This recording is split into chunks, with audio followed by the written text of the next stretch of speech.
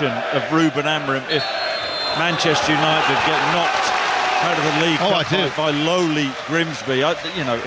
Will he come back from that? I'm not so sure he could. But my point being is that they are expected to dispatch this Grimsby Town side, and already they're turning that Manchester United defence, and Harry Maguire in the end away towards our left has to put the ball out into this main stand on this near side. So Grimsby in their black and white striped shirts and black shorts are playing from right to left. And they've also started the season very, very well of Grimsby. They're fourth in League Two. As the ball is launched long downfield, Green will try and get forward from midfield at every opportunity. And Manchester United give the ball away through Cunha. And now it's threaded through out towards that far side, the right. The cross comes in, and it was just over the head of Charles Burnham. I was speaking to David Artell yesterday, and he was telling me that his side, or he wants his side to play with freedom and not fear, have that belief, embrace the challenge, be brave. And he was also saying that they look for crosses into the box at every opportunity, and in fact, with a bit of research, they've had the most touches in the penalty area in League Two, 156 already in the handful of games that they've played in League Two. Is that right? That's a hell of a stat, isn't it? It was Darragh Burns actually who fired the crossover. Fast start from Grimsby. Thought they may come out of the traps. Sesko gets a touch with the head, hasn't really settled down for Manchester United, but now they can come forward, and it's Dorgu away on that far side. Dorgu running forward on the left corner of the penalty area. This is Cunha. Cunha floats it. Ahmad, more advanced than his right wing back role against Fulham at the weekend, forced out wide. Plays the ball back for Tyler Fredrickson, young defender. This is Mainu. He gets a touch in the midfield. Still speculation, of course, going on about Kobbie Mainu as Ahmad, fouled by Burnham, and referee Tony Harrington inside 2 minutes gives a free kick. Let's get an update in the tennis. Katie Smith. Where the British number 2 Cam Norrie is a set to the good against Francisco Comensana, number 54 in the world from Argentina. A really tight first set in the second round here, edged by Cam Norrie on a tiebreak, 7-5. And that tennis coverage continues on Sports Extra 2, the stream you can only find on BBC Radio Sounds, and it's until around midnight of day 5 of the US Open. We of course will keep in touch here on 5 Live. So free kick for Manchester United, 30 yards out from goal. It's right of centre, and it's 0-0 in the early stages. Cunha stands over it. Sesko, such a tall, lean figure at 6'5", the obvious target. 2 in the wall for Grimsby. Cunha to take it right-footed. Sliding was Maguire, and there was a foul there from Sesko anyway, and the flag was up, and it'll be a free kick to Grimsby. 0-0, Chris Sutton. Yeah, it was a hell of a ball in, wasn't it, from Cunha. Got to say, really like that signing for Manchester United. Ball fizzed in just behind that Grimsby back line, and they just about scramble the ball clear. There's a foul on the Grimsby defender in the end. The most important thing from Grimsby's perspective is to really stay in the game. Don't let Manchester United take an early lead and sort of get their tails up.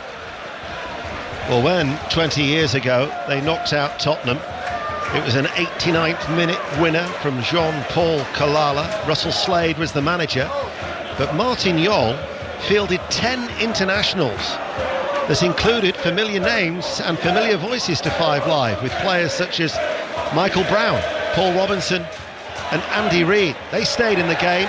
There was extra time that occasion, not now. It goes straight to a penalty shootout. I said to David Artell yesterday, how do you approach it? Because I remember speaking with the Cowleys ahead of when they were, like you, a former Lincoln manager.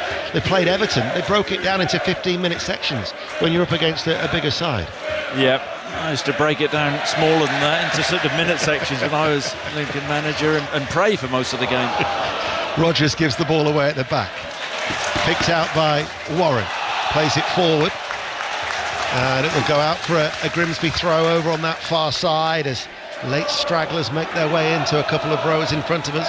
Capacity of 9,052, 1,200 away fans behind that goal in the end away towards our left-hand side. As here is Cunha turning, playing the ball forward. Ahmad lays it off and actually won't reach Fredrickson, and the interception from Warren. Plays the ball forward. This is Gardner. Gardner with a cross. Downward header not properly away in the penalty area. Grimsby try and keep it alive. Burnham keeps the ball in play. Down by the corner flag on the left-hand side. He now finds the left back, Sweeney. Sweeney looking to try and deliver the cross, holds onto it though and is helped out by McJanet. McJanet with the cross, and there is Maguire to head it forcefully out of play for a throw. 0-0. Been a good 5 minutes for Grimsby. It has been. It's a really good ball in from Cameron Gardner, Gardner, left-hand side, hung the ball up at the far post, and wasn't a convincing header away by Aidan Heaven. So throw on this near side for Sweeney to take. A little bit of movement laid off to him by Vernon. Vernon with his back to goal, able to turn left-hand side of the penalty area, stopped by Fredrickson, and he clears the ball away downfield, and that will go all the way through to Christy Pym, the Grimsby goalkeeper. In the Champions League, there's been a goal in Belgium. Watching Kenny Crawford. Not good news for Rangers. Club Brugge 1, Rangers 0, which means it's 4-1 to the Belgians on aggregate. Nicola Tresoldi in his first start for the club since joining from Hanover. A diving header at the near post. Club Brugge 1, Rangers 0. Another goal at Fulham, John Southall. Second for Fulham, Fulham 2, Bristol City 0. Corner on the right hand side. Jimenez turned 8 yards out and planted it into the bottom left corner. His first was given his own goal. No doubt about this one. Fulham 2, Bristol City 0. And another goal for Aaron Paul at Oxford. And a second for Brighton. Oxford 0, Brighton 2 this time. It's Brian Gruder, played through by Joel Veltman, able to just lash the ball past the goalkeeper. Too easy for the Seagulls. Oxford 0, Brighton 2. Last night, Leeds United and Sunderland of Premier League opposition succumbed to sides a little bit lower down from them, but for Brighton and Fulham there's no such problems. Everton Mansfield remains 0-0. Meanwhile, Dorgu racing away on the left hand side for Manchester United. Goalless here in North Lincolnshire. This is 5 Live. Sesko outside the area, shoots right footed, comes to the rebound for Cunha, charged down quickly, ball spins up in the air and kept in play by the goalkeeper Christy Pym.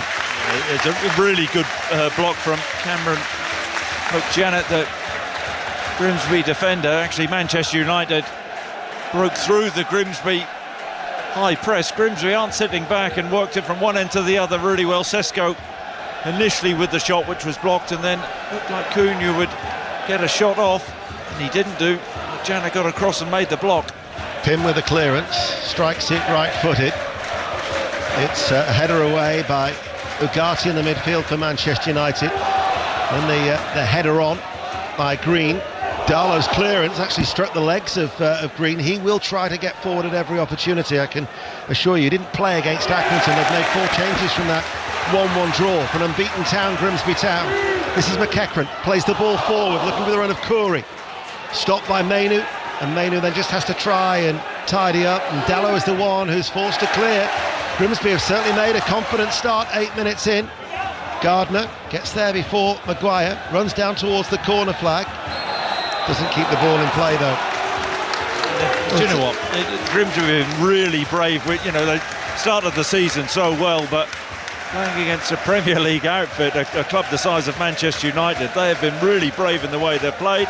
Crosses into the box, the midfielders Corey and Green are getting up in support of Gardner, and it's a bit uncomfortable for Manchester United in these early stages.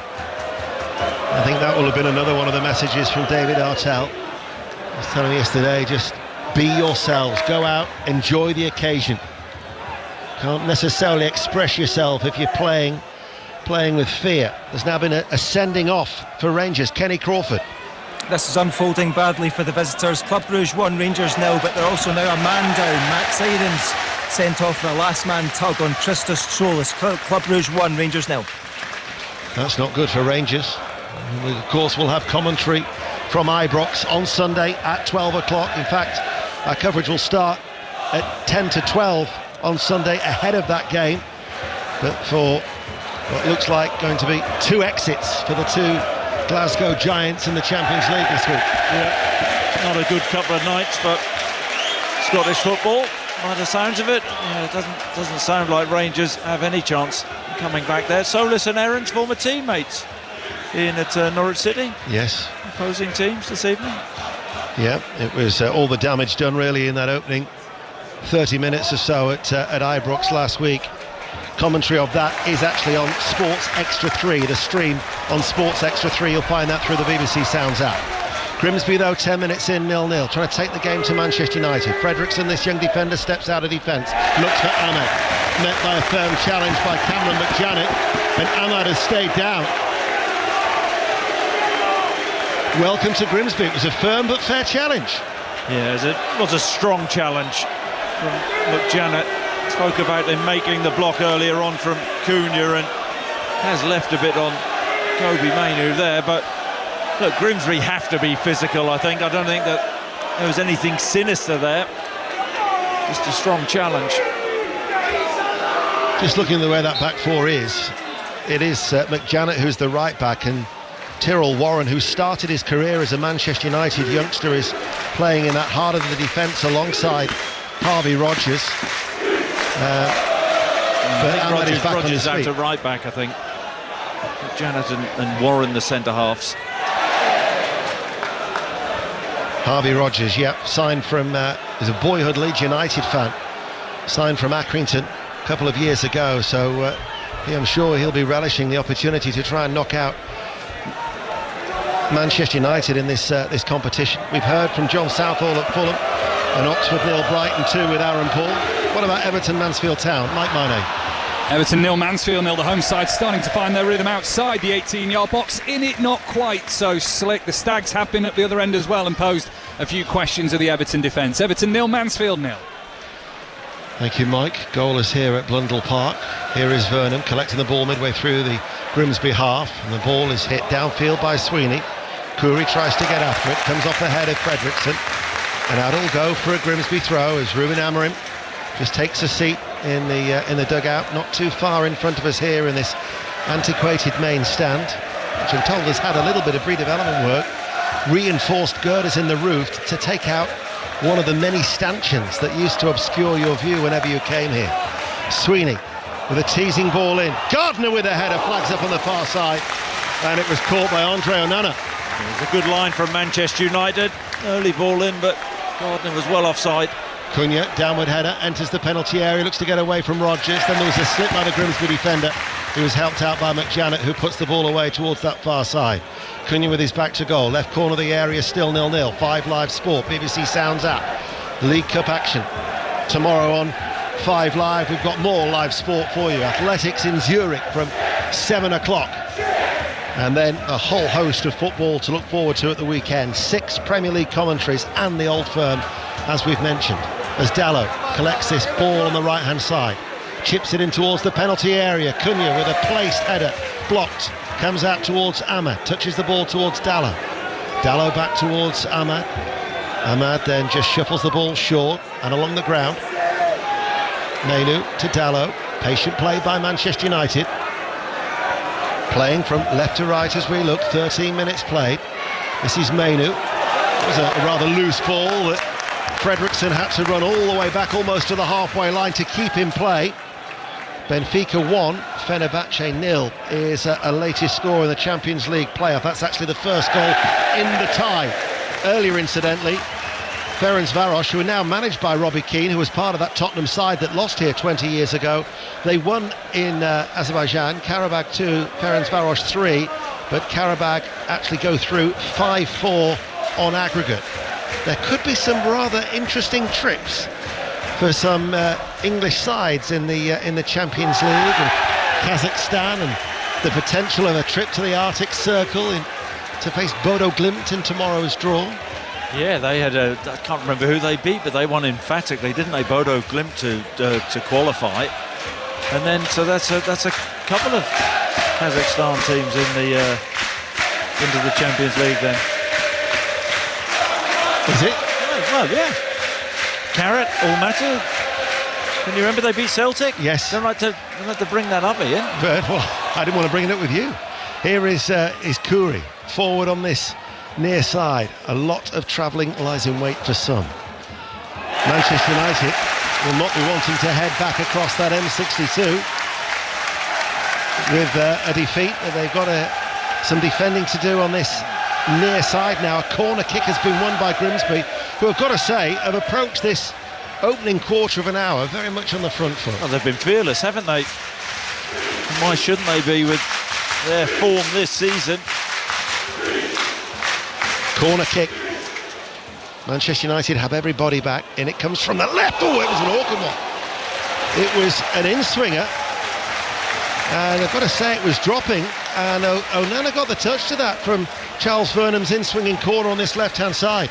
That was a wicked corner. I think it was heading in, and Onana did well, actually. Starting position, centre of the goal, right-footed in-swinger. And he just got his left hand, back-pedalling, left hand, and flipped it over the bar. We only sing when we're fishing. Is the Grimsby Town chant as it comes in from the corner kick. Headed out by Mainu, comes to Curry, plays his short ball in, and it was just prodded by an outstretched boot coming in off Tyrrell Warren, off his right foot, and it just guided it wide, and it went out for a goal kick. Manchester United don't seem to have settled at this stage. Haven't really found any flow or rhythm. I mean, what you said, eight fresh starters for Manchester United, and you know that may be part of it, but you'd expect more in these opening stages against a League Two team, albeit a confident one, but no real flow so far. Sesko challenged in the air by Warren, bouncing ball for McJanet, deals with it, heads it, Green just can't get there. Cunha tries to stab it back. This is Mainu using his strength and good balance, challenged by McEachran. McEachran gets a foot in, but the ball is released towards Ahmad. Ahmad comes forward and then overruns it, and he's annoyed at himself as he just swipes the air in disgust at himself, really, more than anything else. And it will run out of play, and it's a Manchester United throw in front of the main stand on this near side, the right, 0-0, 16 minutes played. And Dalot waiting, but not a great deal of movement, gets it back from Mainu. George McEachran, the younger brother of the former Chelsea youngster Josh, now plies his trade at Bristol Rovers in the midfield. He'll just sit there, he'll try and knit things together for Grimsby in the midfield. It's Tyler Fredrickson, only his third appearance for Manchester United, the England Youth International. Made his debut against Wolves last April. To Mainu, his first appearance of this season, first start here for Harry Maguire. He's only made a couple of appearances off the bench for a grand total of 13 minutes as Harry Maguire. But he leads Manchester United tonight, but being forced back by this Grimsby Town side. Well, they've got their back three in place, Manchester United, and then they try and play with that box in midfield. Diallo and Cunha narrowing up. And Sesko at this moment in time has been pretty isolated, hasn't he, as a Manchester United centre forward. Mainu plays it out towards Dorgu. Some threatening clouds are just starting, even though the darkness is descending here in this part of North East Lincolnshire. You can see some threatening clouds just starting to bubble up in that far side of the ground. There was a heavy rain shower, probably about 3:30 to 4:30 here this afternoon, as some of the Grimsby substitutes warm up in front of this main stand, and then it's been a rather pleasant evening after that on a humid night as it remains 0-0. Ugarte runs into a Grimsby Town player and is stopped in his tracks.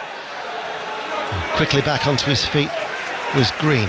Here is Fredrickson, passes the ball out wide. This is Dallow. His first touch though was a poor one, and allowed Sweeney, the left back, to pass it all the way back to Christy Pym, who puts his right foot through that and gets plenty of distance on it. Maguire challenging there with young Cameron Gardner, who does well to release it to Vernham. Vernham now running forward, stopped by Maguire, left-hand side of the penalty area. Tony Harrington says there was no free kick.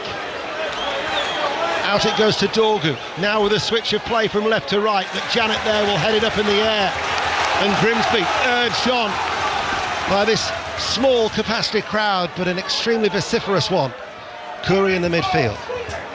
Vernham touches the ball for Sweeney. The left back edge of the area, stopped by Maguire, goes out of play for a Grimsby throw. Nearly 20 minutes played, and Grimsby are giving as good as they get. Well, they've been better than Manchester United, that's the truth. Really positive in the way that they've set up. They've taken the game to United there, epitomised there by Sweeney. Little underlap and Vernham slipping him the ball, really pushing Manchester United back. Sweeney gets it back from McEachran. McEachran now to McJanet. Warren is available. Sesko's got to do a lot of travelling, running at the minute to try and close down that Grimsby back line. As you've already alluded to, you know, at times he's cutting a rather isolated figure. Yes. He couldn't. I doubt he'd ever have imagined when he signed for Manchester United his debut would be away at Grimsby. He's here now, and he could do with getting off to a flyer, couldn't he? Well, the Sesko transfer fee alone, not his wages, just his transfer fee alone, is 13 times the amount of Grimsby's turnover for one season. So as they meet for the first time in 77 years, you know, that tells you everything about the challenge that faces a Grimsby Town side who are fourth in League Two, but are certainly not fazed by the challenge. If you'd rocked up tonight and never seen a game of football before, you'd think that Grimsby were the superior team in this opening 20 minutes. 70 minutes to go, though. Well, head down and pacing is Ruben Amorim, as this is Ugarte outside the centre circle. Fredrickson's forward ball. Ahmad just bobbles up for him, and then he actually catches his own player. Ugarte did Ahmad, and Green took full advantage with a forward ball now to Gardner. And he's got Burns on his right-hand side. Burns now with a cross. This is Burnham! Burnham scores! Grimsby Town deserve that! Utter delirium at Blundell Park! Charles Burnham with a sweet strike, right-footed, beat Andre Onana inside his near post, and Grimsby Town of League Two are leading Manchester United by a goal to nil. And do you know what? They thoroughly deserve it. Winger to winger, ball switched from right to left, from Burns to Burnham, who took a touch inside the box and then hammered the ball past Onana at his near post. Maybe question marks over the Manchester United goalkeeper. But Grimsby have been brave. They've taken the game to Manchester United and thoroughly deserve the lead. My word. This antiquated main stand, I can feel it vibrating, because everybody in a black and white shirt is up and out of their seats. I think an advertising hoarding might have given way over on the far side. There's a lot of stewards on that far side, that bottom tier of the family stand. They just erupted. Well, Manchester United have been second best. Grimsby thoroughly deserve it. Yeah, and do you know what's been the difference, Ian, in these opening stages? I think commitment, attitude, desire. It seems like Manchester United, the players have rocked up and they think it's going to happen for them. They're going to have to work at it. Ball chipped forward. Manchester United goes out for a goal kick. Ruben Amorim now, as I'm sure you can hear, is dealing with that chant from the Grimsby fans, even in the main stand. Everywhere, just singing "You're getting sacked in the morning." It is a claustrophobic environment here at Blundell Park in every sense. And for Manchester United, only the second time in 35 years without European football, and during that stage then when they've been appearing in the second round of the League Cup, it's never boded well for them. York City, 30 years ago, they were knocked out in a two-legged affair by York. Paul Barnes, Harvey Barnes, his father, scored two in a 3-0 win in the first leg at Old Trafford. And then the last time they appeared at this stage, which was some 11 years ago, they lost 4-0 against MK Dons. And Manchester United are behind. And Grimsby Town with the opening goal. And now they've got something to protect. However, judging by the way that they're playing, they're still going to try and come forward, although now they've lost it. And this is Cunha. And Cunha comes infield into a central area, looking for the shot away. Ahmad goes for a curler. Didn't get the height, and it skidded along the surface, left-footed, and it was saved by Christy Pym. Yeah, it's a careless pass over on the right-hand side for Grimsby, and then Cunha looked like he was going to get a shot off, popped the ball out to Diallo, who came inside on his left foot. I've got to say, though, Diallo's had a really sloppy start. A lot of poor touches. He hasn't got going, like a lot of other Manchester United players. But they must realise the enormity of this game and what it would mean for the manager. 8 changes, a lot of changes. There'll be question marks should Amorim have gone stronger with his starting lineup. Ahmad picks it up over the halfway line. Dallow on this near side, the right. Manchester United looking for an equaliser. Mainu back to Fredriksson. Cunha drops deep. Fredriksson can't get the ball to Sesko. Dorgu's got his arms aloft on the far side and in a lot of space, but they can't get the ball over to that left-hand side. Still it remains on this near side, the right. Mainu tries to get away from Green. There's a little push in the back, threads it through. Sesko into the inside right channel of the penalty area with a cross. Headed away under pressure by Rodgers, and a free kick it goes. It is deafening inside Blundell Park. It's so naive from Amad Diallo to foul the Grimsby player. I think it was Corey. Back to goal, edge of his box, bouncing ball. Diallo ploughs into the back of him. It's been awkward for Corey to manoeuvre the ball and get it cleared then, but there shouldn't be Manchester United players who are showing naivety. There's a difference in levels, of course there is in quality, but I've got to say Grimsby, they've been the better team, Ian. Grimsby Town of League Two, leading 1-0. Dorgu with a leaping challenge to volley it away. Picked up by Rodgers. Dorgu goes into him for a 50-50 shoulder barge, and it'll be a Manchester United throw. I fear for Chloe in the studio. She's twice tried to tell me where to go, and because of the noise, it's Everton and Mike Minay. Well, we've played 26 minutes. Everton 0, Mansfield 0. Jack Grealish has just spooned one over on the pullback. Liam Roberts has had to make two important saves for Mansfield, not least earlier from Alcaraz's drilled shot to the bottom left. But it is still Everton 0, Mansfield 0. What about Fulham Bristol City, John Southall? Well, they lead Bristol City by 2 come goals back to to in a 0. minute. This is Sesko to the edge of the area. Sesko lets the shot steady, right-footed, effort blocked, comes to the edge of the area. Sorry, John. Yeah, Fulham still leading by 2 goals to 0, but Bristol City responded well since that second. Mohamed T had a goal disallowed for offside approaching half-time. Fulham 2, Bristol City 0. And as there is just a let-up in the din of Blundell Park, I can make out that Aaron Paul will be standing by. Oxford United Brighton. 3 to the break. Oxford 0, Brighton 2. Brighton hunting for a third. Brian Gruder, who's bagged the second, looking and going closest for that third. Diogo Gomez with a loop ball into the box. Gruder's header straight Ingram. Too easy for the visitors. Oxford 0, Brighton 2. Vernon, the goal scorer, runs forward. Level with the penalty area on the left-hand side. Grimsby have a slender lead. A lead that was celebrated wildly inside this Blundell Park Stadium, and Gardner might have a second. Takes a ricochet. Does it go in? The referee says not, and has blown his whistle. There must have been a handball in there. It was a cross from the left. Gardner, I thought, had an opportunity, but I can only think that there was a use of the hand. Yeah, it was. Yeah, it did go in, but the referee's whistle had gone.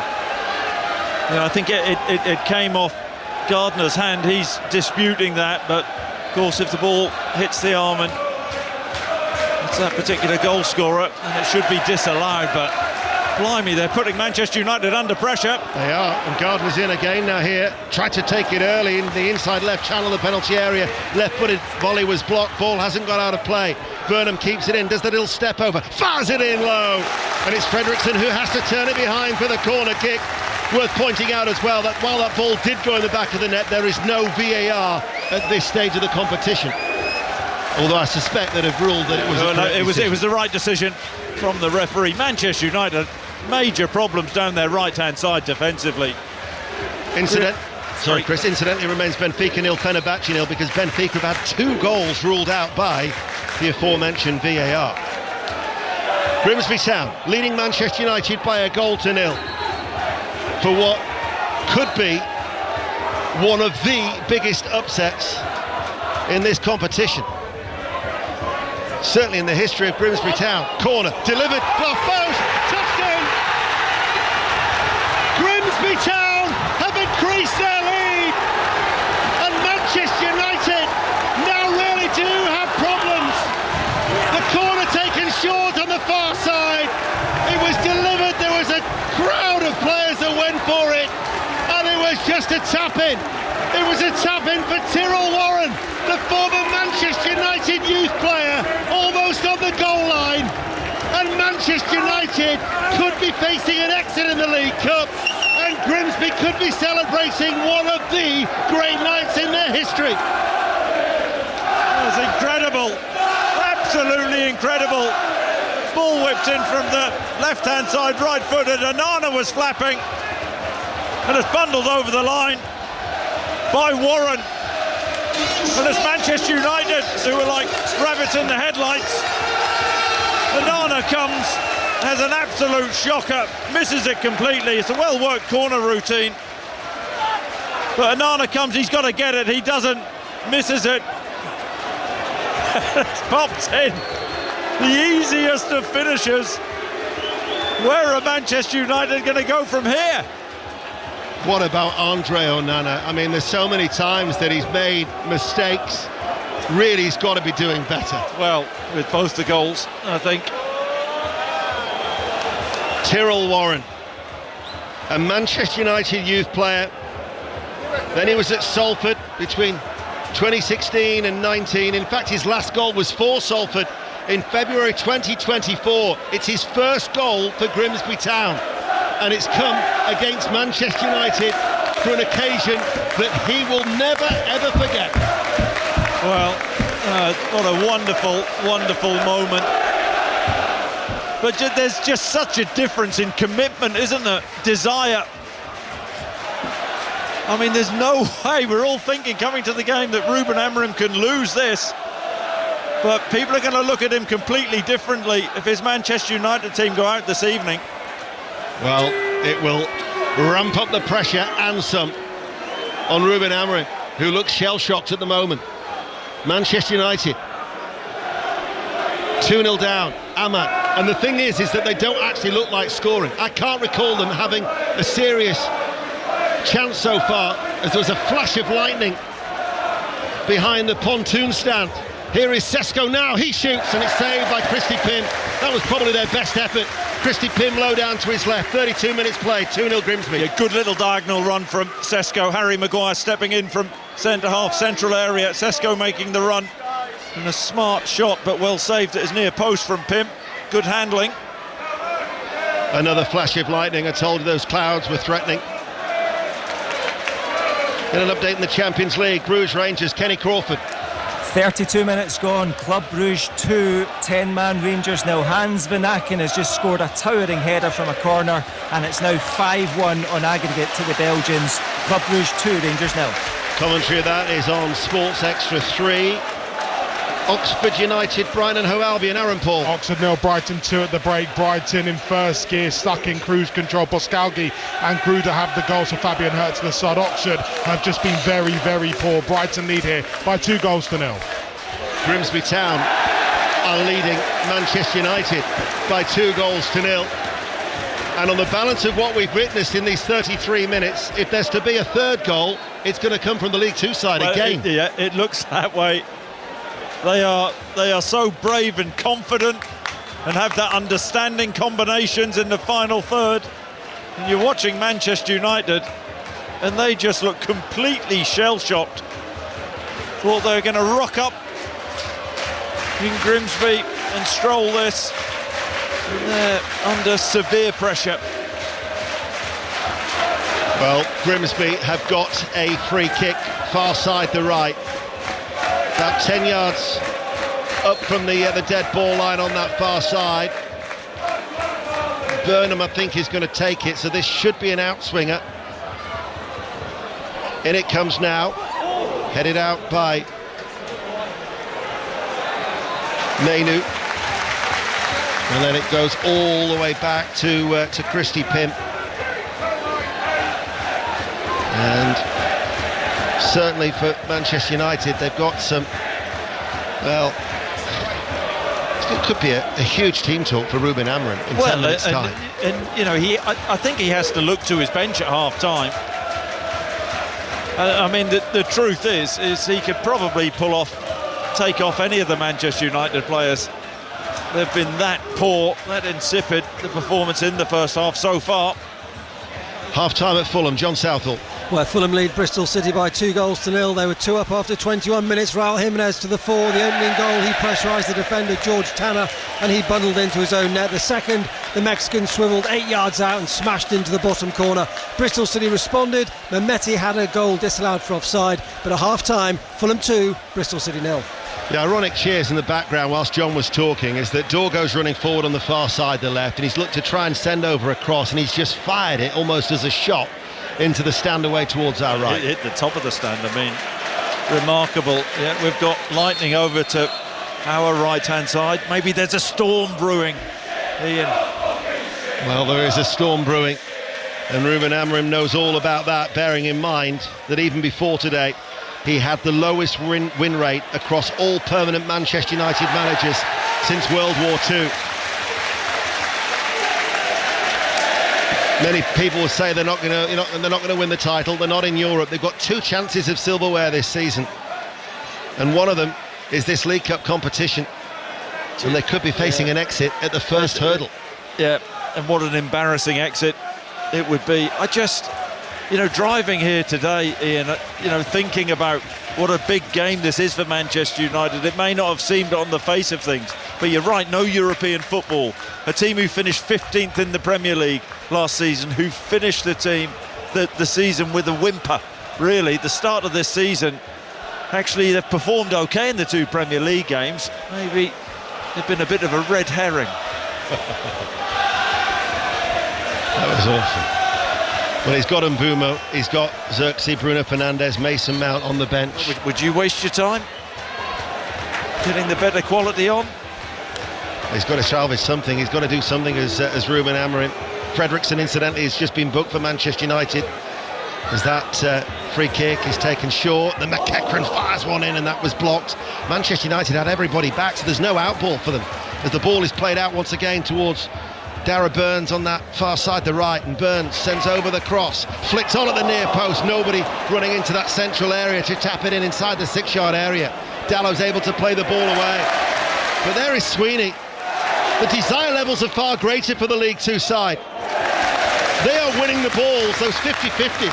Well, the Grimsby left back jumping out of position, putting the Manchester United midfielder Kobe Mainoo under pressure, winning the ball back, penning Manchester United in. This is incredible. It's absolutely incredible. See what's happened in this first 36-37 minutes. Eventually, at the start of the game, you think Manchester United will get an element of control. Haven't seen it. Well, he was saying in the build-up to this game, Ruben Amorim, that they're not equipped for Europe, so it was a positive that there are no distractions. The fact that they could be going out of the League Cup will mean that there are no distractions until the new year, when the FA Cup starts. I'm sure he didn't necessarily envisage that, but Dalot has just had to concede another corner. And I told you about how David Artell wants those balls in the box. At every opportunity, they're asking questions of this United defence. Yeah, I say not equipped for Europe, they're not equipped for Grimsby at this moment in time, Ian, but that was just sheer panic from Dalot, who should have let the ball run out behind. Now his team have some more defending to do. Corner kick, Vernon to take it, didn't beat the first man. However, Grimsby on the edge of the area will try and get to that loose ball, but they don't. And all of a sudden, Cunha, who's got Sesko breaking through the middle. Dorgo out wide on the left. Dorgo again now running forward midway through the Grimsby half. But look how many black and white striped shirts are back behind the ball. As Dorgo with the cross, Sesko was there. And Sweeney did well, the left back tucked in, and then a committed challenge by Harvey Rodgers on the far side. Out it goes for a throw. Yeah, and do you know what, you're absolutely right, great observation. Grimsby, there are 4 or 5 of their players steaming back, running past Manchester United midfielders. Only Sesko in the box when that cross came in, and the ball actually went back across the box, and because no other Manchester United players could be bothered to bust a gut and run forward, there was no takers. Even though I'm an old-timer, it's good to know that the peripheral vision still works, Christopher. Dear me. Here is Mainoo. That's how Chris greeted me on social media earlier. Here is... That was a compliment, that was... Old-timer, yeah, thanks. Free kick. Foul by Sweeney on Dalot. Grimsby lead 2-0. We've got just over 5 minutes to go to half-time. This free kick is right of centre.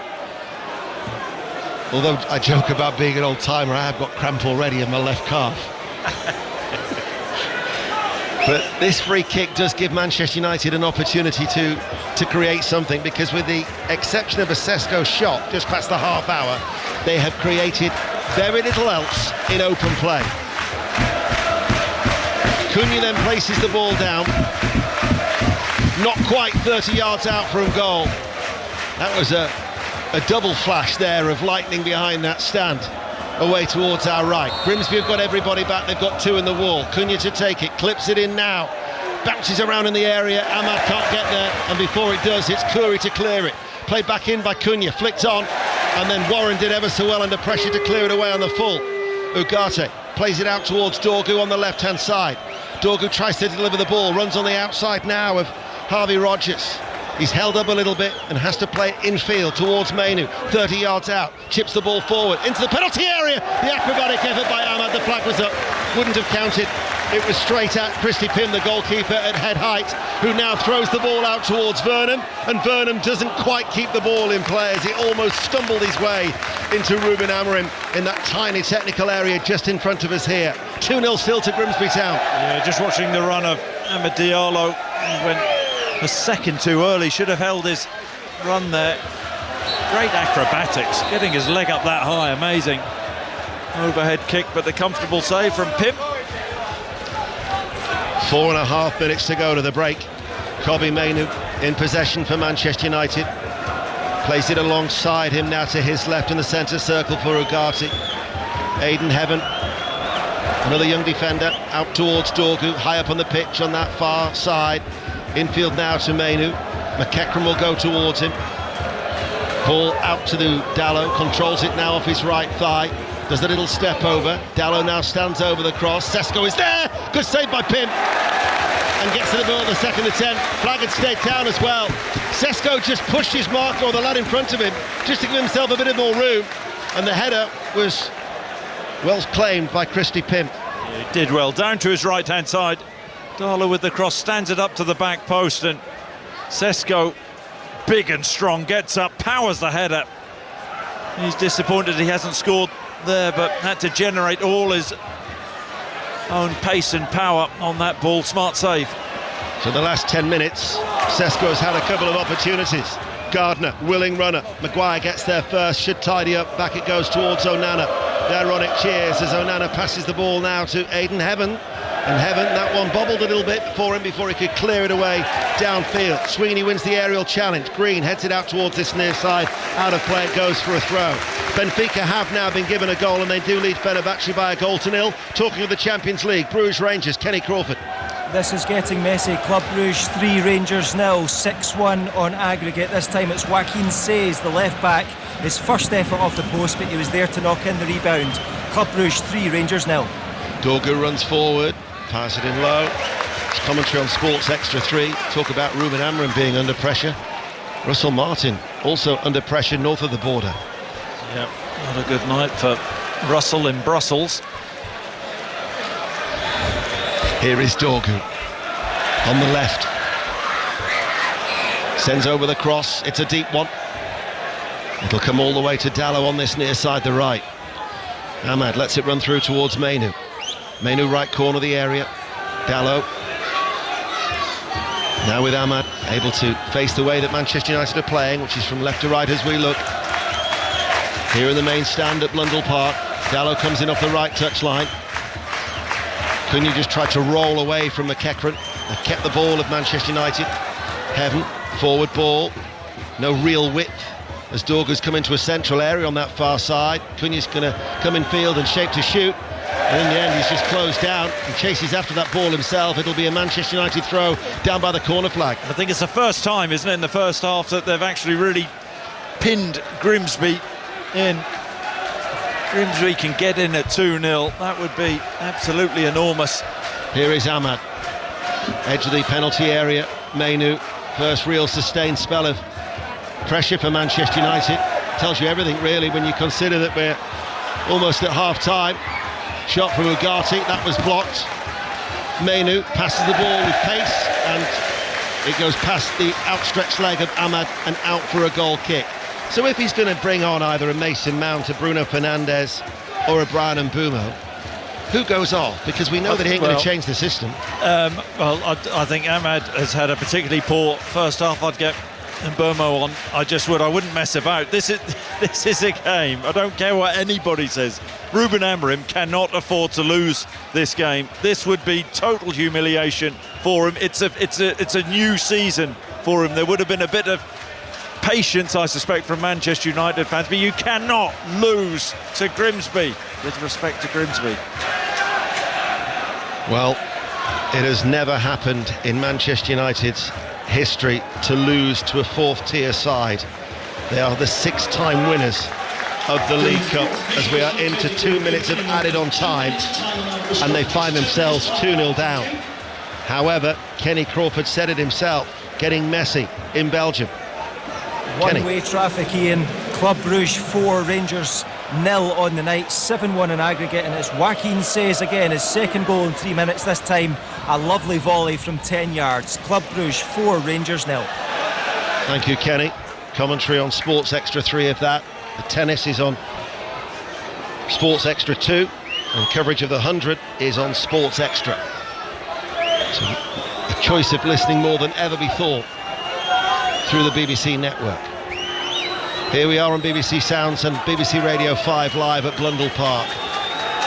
And I think even the most optimistic Grimsby Town supporter would have absolutely bitten your hand off if you'd have said at half-time you'd be leading by 2-0 at this stage. I think even in David Artell's mind, he was thinking would take probably being at 0-0 and still in the tie. But they've been terrific, Grimsby. Try and squeeze the ball through to Curry. Loses out there to Ahmad, runs into a central area. Stoppage time in the first half. Ahmad. Dello provides the width near side. Reaches the Portuguese international, runs forward.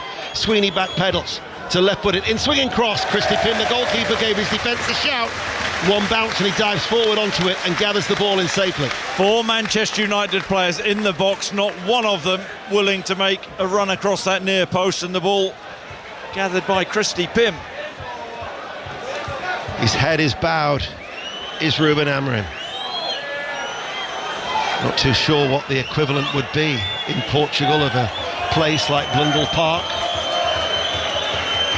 with its antiquated surroundings. And I'm not too sure that they've heard a roar like that for some time either. But the roar is because they are leading the mighty Manchester United, or the less so mighty, by 2-0. And David Artell, in the biggest match of his managerial career, is 45 minutes away from claiming the scalp of Manchester United after an outstanding first half performance from the League Two team. Yep, Manchester United in that first half have been battered by Grimsby. Grimsby have been braver. They've just been better in every single department. They've been committed. They have a pattern of play, a way of playing, and thoroughly deserve this lead. Well, the goal from Vernon beating Onana inside his near post after 22 minutes, and then Warren, a very scruffy goal, but who cares for Grimsby Town, almost on the goal line after Onana came from a corner that was taken short on the left, didn't collect it. They'd also had a goal disallowed. Sesko's had a couple of efforts at the other end, but Grimsby Town are well worth this lead, and it is a lead that has everybody smiling in this main stand at Blundell Park. Grimsby Town 2, Manchester United 0, and what a team talk now lies ahead for Ruben Amorim, because he's got 45 minutes in the second half to salvage it. Chris will come on to Manchester United in a second, but what an effort from Grimsby Town. Quality, belief, determination. That half-time whistle sounded like a full-time whistle. Yeah, absolutely, and just the way that they started the game. They started the game with intent, and then you think, I don't know what Dion thought, but you think, well, can you keep this going for the entirety of the first half? And they got a foothold in the game. They took the game to Manchester United, played with confidence. Ian mentioned the crosses into the box. David Artell, a big advocate of that, and they have pummeled Manchester United. They've been brave. They've pressed Manchester United high, and they're a team who have shown commitment. Manchester United simply haven't. Dion, thoughts? Well done, Grimsby. I can clap my hands here, Steve, and just think Grimsby, if there was boxes to be ticked, they've ticked every single one. Their energy levels is brilliant.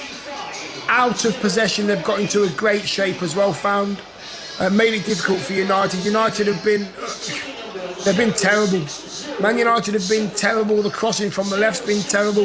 I've got to say that Christy Pym, by the way, has been brilliant. That senior pro, or that professional that knows the game, he's coming out, he's catching, he's picking the right time when to come out and make his presence felt. Good save down near post against Sheshko as well. So I can't fault Grimsby at all. Having been in a dressing room like that, with no pressure, we mentioned it before the game, they've come out and just enjoyed themselves and worked hard. I'm delighted for them. I'm delighted for them. On the other end, Andre Onana just picked up where Bayindir left off, didn't he? Well, yeah, I don't know what he's doing, because if neither does he. Especially for the second one, and Chris will tell you as well, for the second one. Second one's awful. Yeah, for the second one, you're thinking to yourself, well, hold it a minute. If me and Chris heard a shout of keepers, we're getting out of the way, by the way. But there's nothing at all. It's just a half-hearted come and get it. I'd be absolutely livid with my keeper doing that. I'd expect to get smashed out the way if my keeper's coming for a cross. Nothing at all. And you know the worst thing as well, it's accepted. That's one of the problems. It's accepted. Nobody says to anybody, what are you doing? And that down to the defenders, the keeper, everybody. They don't hold each other up for account. It's just terrible. Thing is, Chris. Go on, Chris. Do you know what, Steve? I honestly, if Grimsby win tonight, I honestly, I don't think this is knee jerk. I don't know whether Ruben Amorim can come back from this. It's such an enormous game. Ian Dennis said in commentary, no European football. The League Cup is a really important competition, and the perception to lose, not just to lose, but the manner in which they've played the first half. If I'm Ruben Amorim, I am getting all my big hitters on at half-time. I'm not messing about. I'm not letting this game drift. I'm getting Bruno Fernandes on. I'm getting Mbeumo on. I'm getting Mason Mount on. I'm getting better quality on. He needs to win this game, Ruben Amorim. And you know what as well? Grimsby have come out with great energy, of course they have, but Man United have played the game so slowly. If they were really at the top of their game, they'd be bouncing it about like they have to do on a Premier League day. If they were to do that, the energy would run out sooner or later for Grimsby. What Grimsby are doing, they're working really hard, and Man United are passing the ball so slowly that they're getting the ball back in high positions and they're creating more chances. Man United are just digging their own grave. It's terrible. I cannot wait for the full-time discussion, guys. Whatever happens in the second half, either we'll be talking about a big comeback and a massive sigh of relief, or we'll be talking about League Two Grimsby Town knocking out Manchester United. I've written, can Ruben Amorim come back from this, as a good question. Steve, you know what? As a Man United player in that dressing room right now, I'd be pretty embarrassed as I walked in. I'd be pretty embarrassed walking off the pitch. You have to be, because you cannot... This cannot happen. It's Manchester United. They're playing like a non-league side, with all due respect to non-league sides. They're probably better than Man United at the moment. And Grimsby have gone out with a professional attitude. They've stuck to their game. They've given blood, sweat and tears. They've got themselves a couple of chances. They're not refusing to the cross the ball. And there's still 45 minutes left. They've got something to hold on to, Grimsby. And you know what? If they play like they did in the first half, they'll hold on to it. Great stuff, Dion, Chris, Ian, thank you all for the time being. So a big shock on the cards at Blundell, just not in Bruges, Kenny Crawford. Yeah, and unfortunately for Rangers, Steve, there's still 45 minutes left for them as well. Half-time, Club Bruges 5, 10-man Rangers 0, which means it's 8-1 on aggregate to the Belgians, who took the lead on 5 minutes through Italy-born German under-21 striker Nicola Trizoldi. A lovely diving header. After that, it totally unravelled. 8 minutes gone, Rangers reduced to 10 men. Max Aarons sent off for hauling back Christos Siolis. Further goals from Hans Vanaken, Joaquin Sai's double, and Alexander Stankovic have followed. Damage limitation, a serious case of it for Rangers now, who trail Club Bruges 5-0 on the night and 8-1 on aggregate. You'll be able to listen to second half commentary on Sports Extra 3. Back into the League Cup second round, half-time in the delayed kick-off, Everton-Mansfield. Mike Maine. Yeah, those fans might be wishing they didn't turn up after all. For the home side, Grealish over the bar from 12 yards. Alcaraz denied low by Roberts. Armstrong with a weak effort.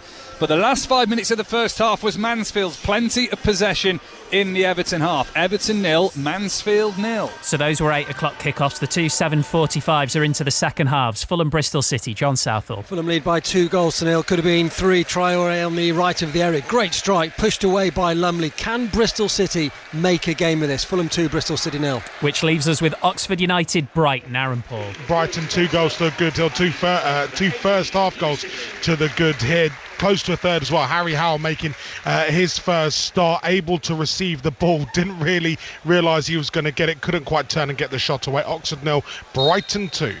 Right, big night on 5 Live Sport with Manchester United trailing Grimsby Town at Blundell Park 2-0 at half-time in the League Cup. So second half commentary on the way. Before that, we'll keep you up to date with the 100, with the US Open Tennis, which you can listen to right now on 5 Sports Extra. Cam Norrie in action. We're going to hear from Emily Scarratt, who's made history by becoming the first England player to appear at 5 Rugby World Cups. After the news on 5 Live with Tim Daly. The voice of the UK. This is BBC Radio 5 Live. Good evening. 2 young children aged 8 and 10 have been killed in a school shooting in Minneapolis in the United States. 17 others have been injured after it happened during a mass called to mark the first week of classes at a Catholic school. Shots were fired through the windows. The mayor of Minneapolis, Jacob Frey, has given an emotional address to reporters. These were Minneapolis families. These were American families. And the amount of pain that they are suffering right now is extraordinary.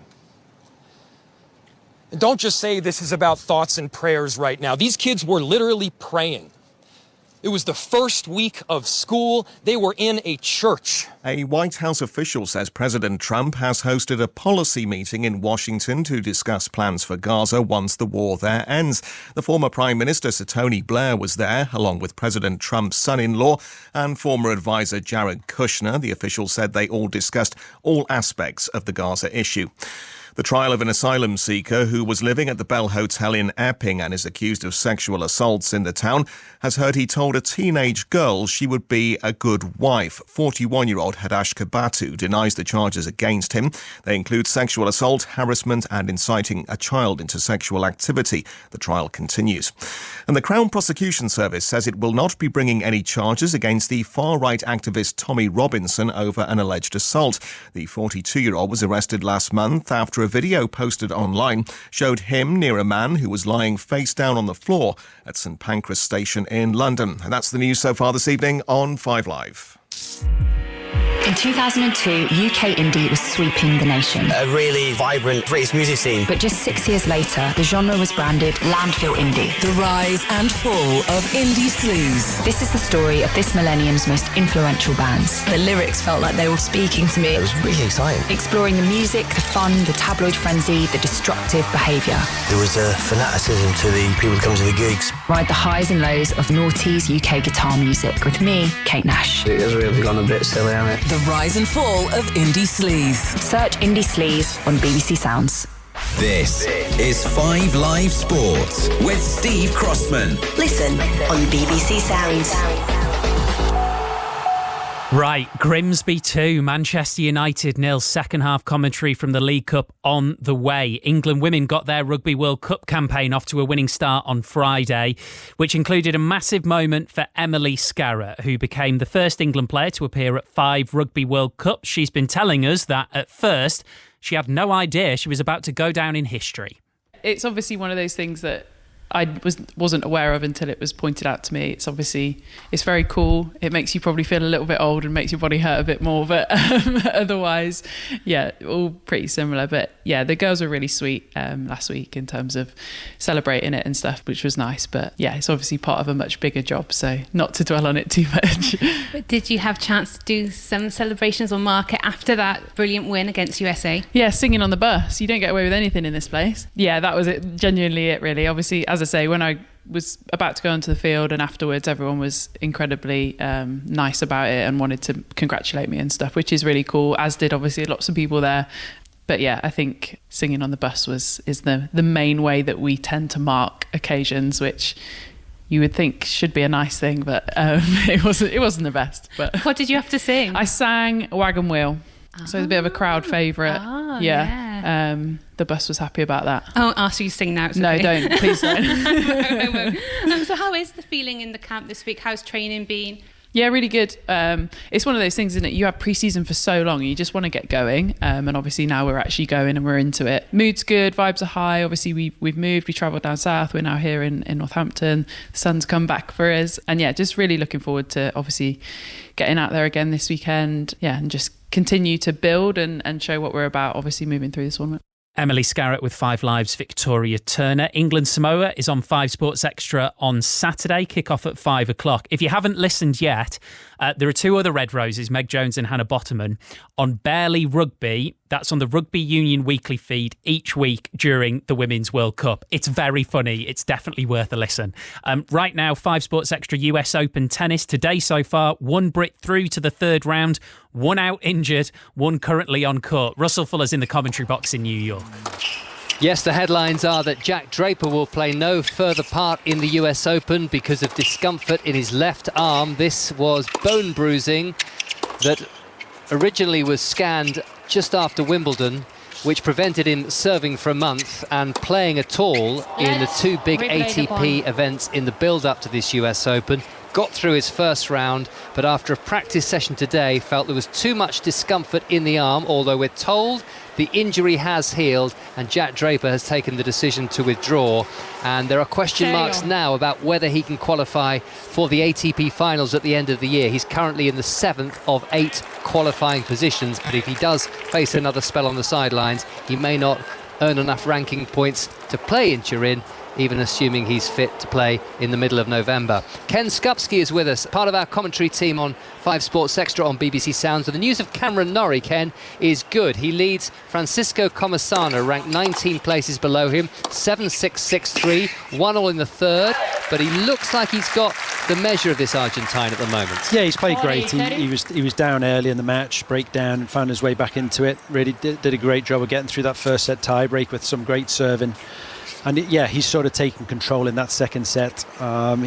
He'd like to get through this in 3 straight sets with the opportunity to then go on and play Novak Djokovic on Friday. Who came through, not looking convincing. He is 38. He's also a 24-time Grand Slam champion. So one to look forward to if Norrie can win one of the next 3 sets. Emma Raducanu, very good, very efficient, 6-2, 6-1 against the Indonesian qualified Janice Chen. And she is joined in the 3rd round, Steve, by Victoria Azarenka, 3 times a runner-up here, last year's runner-up Jessica Pegula, and also a top 10 player in Emma Navarro of the United States. Thank you very much, guys. Coverage continues on 5 Sports Extra. Right, Ruben Amorim's just thrown the kitchen sink at it, Ian. Let's go. Yeah, already underway here at Blundell Park, and Ruben Amorim has made 3 changes at half-time as they look to try and fight back from 2-0 down in the next 45 minutes. Otherwise, they will be facing an exit in this League Cup competition. De Ligt has come on for young Tyler Fredrickson in the defence. Patrick Dorgu has made way. Brian Mbumo has come on for him. Bruno Fernandes has come on for Ugarte in the midfield. So looking how they're lining up now, they've got Onana in goal, a back 3 of Heaven, Maguire and De Ligt. Dallo has switched to left wing back. Ahmad drops in at right wing back on the far side. Fernandes and Kobbie Mainoo with Acuna, Mbumo and Sesko. Manchester United, red shirts, white shorts, playing from right to left as we look, and a cross comes in from the left hand side and Mbumo is there. He plays it back, headed goalwards, headed out then by Warren, edge of the area, not controlled by Heaven and cleared away by Green. And then giving chase is the young striker Cameron Gardner, who joined the club at the age of 16 from Gateshead's Academy and has worked his socks off so far tonight for Grimsby Town in these black and white striped shirts and black shorts as they play from left to right with Christy Pym in goal, a back 4 of Harvey Rogers, Tyrrell Warren, Cameron McJanet and Jayden Sweeney, George McEachran, Evan Curry, Kieran Green, Charles Vernam, Cameron Gardner and Dara Burns. And the goals in the first half from Vernam and Warren. Manchester United, what about the response? We'll find out now. Cunha tries to roll it in. Mbumo into the penalty area, can't keep the ball in play, and that will be a goal kick. Another goal elsewhere in the competition at Oxford, Aaron Paul. Oxford 0, Brighton 3. This one done and dusted. Diego Gomez prodding the ball home from point blank range. Felt kind of embarrassed to celebrate. Oxford 0, Brighton 3. Well, you said it earlier, Chris, about the storm clouds are gathering. We've still got the lightning in the distance. Rain now pouring down here in north-east Lincolnshire. And this is a massive 45 minutes for Manchester United, and in particular their beleaguered head coach. But Green drives forward for Grimsby. Forward ball, and couldn't take it in his stride. Young Cameron Gardner, 19 years of age, scooped up by Onana. I tell you what, had he had a better first touch, he would have been in on goal, 1v1. Yep, you're right about the weather and Manchester United's performance in Grimsby, League Two and all that. So far, I've never known a night like it, Ian. Throw from Rodgers. Green volleys the ball out offside on this near side by Darragh Burns.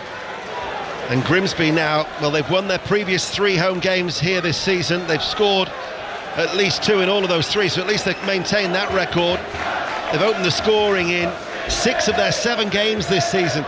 They've got a manager here in David Artell who is positive, he's forward thinking. Yeah, he's done a brilliant job. He did a fair job at Crewe as well. I was speaking to the owner earlier. You know, they earmarked him, went after him, got him, and the team are really hopeful of promotion from League Two this season. But this is an eye-opener, Ian, this evening. How well Grimsby have played against the might of Manchester United.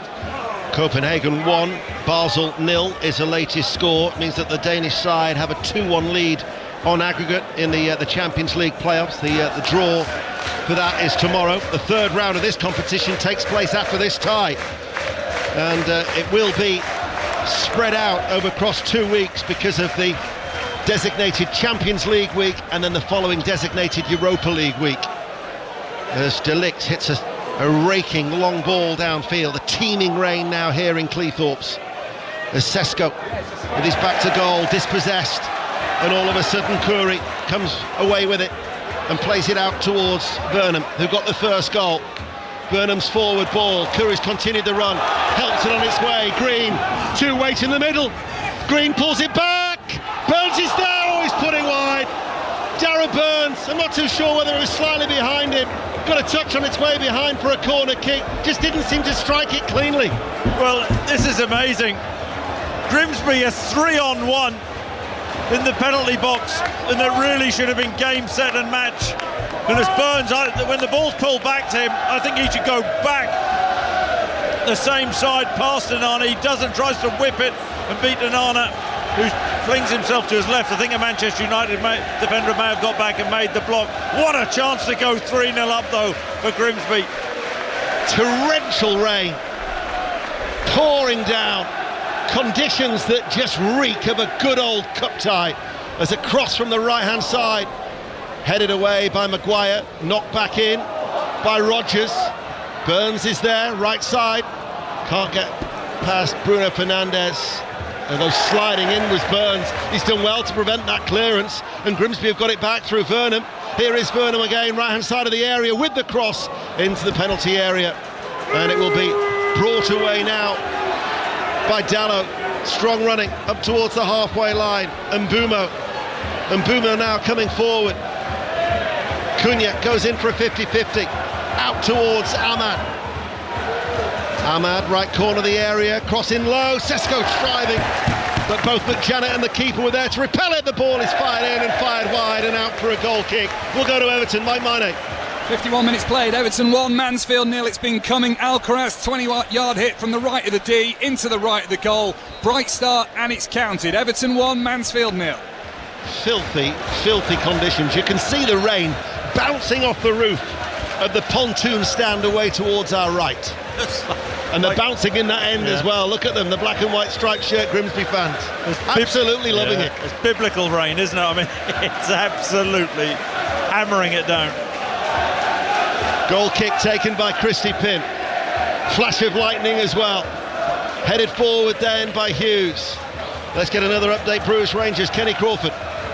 50 minutes gone. Club Bruges 6, 10-man Rangers 0 on the night. 9-1 to the Belgians on aggregate. It's Christos Solis with a neat finish into the bottom right-hand corner, and there is so much of this game left to go. Club Bruges 6, Rangers 0. Oh dear. Sports Extra 3, should anyone want to listen to that still. And commentary on Sports Extra 2 of the US Open tennis. Katie Smith. The British number 2 leads by 2-0 against the Argentine Comensania, but the world number 54 does have a break in this third set. So Cameron Norrie with a bit of work to do to reach this third round. They often talk about the leaky roof at Old Trafford, part of the guttering here in this main stand, which is understandable, bearing in mind it dates back all the way to 1901, has got a leak, so that's cascading down just to the left of the Manchester United dugout here in the main stand, where Grimsby Town, their fans are literally singing in the rain. They are leading by 2-0. Manchester United, they've got to show so much urgency. They've got to match the desire levels of Grimsby Town, because they were second best in the first half. As the ball now with Bruno Fernandes. Bruno Fernandes is forward of the centre circle. Mainu on the stretch gets there, nicks it out towards that far side. Ian. It's all so slow, and that allows Grimsby to get back into the shape. Bodies behind the ball. And Bumo, right hand side. Grimsby doubled up on him on that right. Ball played back, chipped forward by Bruno Fernandes. This now is an opportunity for Cunha, doesn't reach him. And actually, such is the ferocity of the rain, the ball is actually not running freely, because I think that was an opportunity there. Now the ball is played forward. This is Gardner. Gardner enters the area. He's got to go it alone. There's nobody up with him. The angle is very, very tight. He holds the ball up. And incredibly, the 19-year-old has just won a corner kick against all odds. Yeah, he does well. Makes a run in the right-hand channel. 1v1 with Harry Maguire. Harry Maguire does well, actually. Holds him up, muscles him a little bit, but he doesn't stop, does he, Gardner? Persists and wins the corner. Absolutely pelting it down. Not that the Grimsby Town supporters care a jot, and neither does David Artell, getting soaked to the skin in front of us watching on. His side lead by 2-0. Corner kick comes in from the right-hand side. It's an in-swinger. It was awkward. Manchester United's defence deal with it. Ahmad now brings the ball away, gets it out from underneath him and runs forward over the halfway line. Sesko and Mbumo are going up with him. But again, the black and white shirts are back there. They have worked so hard off the ball as well, have Grimsby Town. And once again, with the exception of everybody bar Gardner, they are all back behind the ball. This could be one of the great nights for Grimsby Town. They knocked out Liverpool when they were the holders at Anfield in 2001. As I mentioned earlier in the first half, I was here 20 years ago when they beat Tottenham by 1-0. But they're leading Manchester United by 2-0. The ball getting stuck a little bit as the players going for the challenge. There is surface water to be seen as the ball is hit long and forward by Burns, but Gardner had checked his run, and it goes straight to Andre Onana. Still 2-0 to the League Two team. That's Grimsby's threat, isn't it, as Manchester United have been more threatening in this second half. Blimey, they had to show more urgency, but Gardner has that pace. He's got the beating of Harry Maguire, ball in behind. Here is Cunha coming forward. Look at them sliding. It's turning into a knockout. Free kick. Let's go to Aaron Paul in Oxford. 4 for Brighton. Stefano Zimas has a debut goal, on for only a few minutes, played through, slotted the ball coolly past Matty Ingram. Oxford 0, Brighton 4. And it would be an almighty knockout as well for Manchester United if they are to exit this competition. Oh, absolutely. They've just got to... Well, they've got to get the next goal first and foremost, and then build momentum, and also, Ian, hope that Grimsby, that their intensity levels drop, because they've been absolutely phenomenal for 55 minutes. But the conditions now, because of that surface water, will certainly be, well, I was going to say a leveller. That's hard to say that when Grimsby were the better side in the first half. Anyway, free kick for Manchester United and Mbumo to take it. Right arm goes aloft. It's 30 yards out from goal. Sweeps this one in. Header just over the top. It was a diving header. It was young Aidan Heaven who tried to get on the end of it. Off target, goal kick. 2-0 still to Grimsby. Yeah, it was a ball floated in lazily from Brian Mbumo, and not great pace on the ball. And I tell you though, Heaven's just got to direct that On target, he doesn't, over the bar. Big chance for Manchester United. Grimsby Town are looking to go 7 unbeaten in all competitions at the start of a season since the 81-82 campaign under George Kerr when they were a second division side. They're attacking now with Harvey Rogers, right hand side, the right back waits, plays it out towards Burns, sweeps over a cross, left footed, it hangs in the air, the downward header, it reared up from Burnham and bounced into the hands of Onana, who looks for the early release. They've got just over half an hour, Manchester United. They're 2-0 down. Remember, no extra time. Should they find the 2 goals, would go straight to a penalty shootout. Mind you, finding one's hard enough for them. Oh, absolutely. Tell you, that Burnham header had some venom, didn't it? Floated ball to the far post, mismatch. Burnham and Diallo, and it fizzed off the surface, didn't it? The header, the water spraying up and straight at Onana. Manchester United with Mainu, had his shirt pulled. Tony Harrington, though, I think he's going to let that one ride. There'll be no action taken against the left-back, Jayden Sweeney, who's not averse to coming in field into that inverted role. Manchester United with Fernandez, forward ball. Won't go through towards Cunha. Sesko will give chase. And splashing his way through the puddles, it's seen all the way back to Christy Pym. Very experienced 30-year-old goalkeeper. This is the 19-year-old who has done well no, he didn't keep it in play, Cameron Gardner. At some stage, I'm expecting Jace Cabia, the leading scorer, to come on, because the 19-year-old has worked hard, but you are thinking there's only so long he can keep running in these heavy conditions. Yeah, but that may be the reason he was picked, because of his running power. Really caused that Manchester United back three a lot of problems. I, like you, I've not seen a lot of Grimsby in a while, but Cabia's goal record, you think, he would start, but but Gardner, to his credit, has really been more than nuisance value. That Manchester United back line. Bruno Fernandes sweeps the ball forward, controlled by Ahmed, now coming forward on that right hand side. On the overlapped is De Ligt, it's his low ball in, and it's cut out by McEachran. George McEachran, picked up on a free last year from Swindon Town. Ahmad keeps the ball in play, Bruno Fernandes with the cross, and then another header out by McEachran, just dropping in front of that back four. Mainu plays it back to Fernandes once more, comes forward this time, 30 yards out, plays it out towards Ahmad. De Ligt has to try and control the ball in the puddles. There was a slip there from the United player. Cunha hits it first time and low, blocked. And that was a foul by Maguire. Went to play the ball, caught Cameron Gardner. Free kick to Grimsby, midway through the Grimsby half. Tony Harrington without any hesitation. Oxford United, Brighton and Hove Albion, Aaron Paul. Let me tell you, Brighton have a finisher on their hands. Stefano Zimas has bagged his second really gorgeous finish in from around the penalty spot. Oxford 0, Brighton 5. Ian, I'm going to have no problems getting out the car park tonight. Well, if only could get into the car park here at Grimsby. Fulham leading Bristol City still by 2-0. Everton lead Mansfield by 1-0. They won't be wanting to leave the ground, I can tell you, the Grimsby supporters, let alone the car park. It's a rarity for you not to get a preference with the parking in.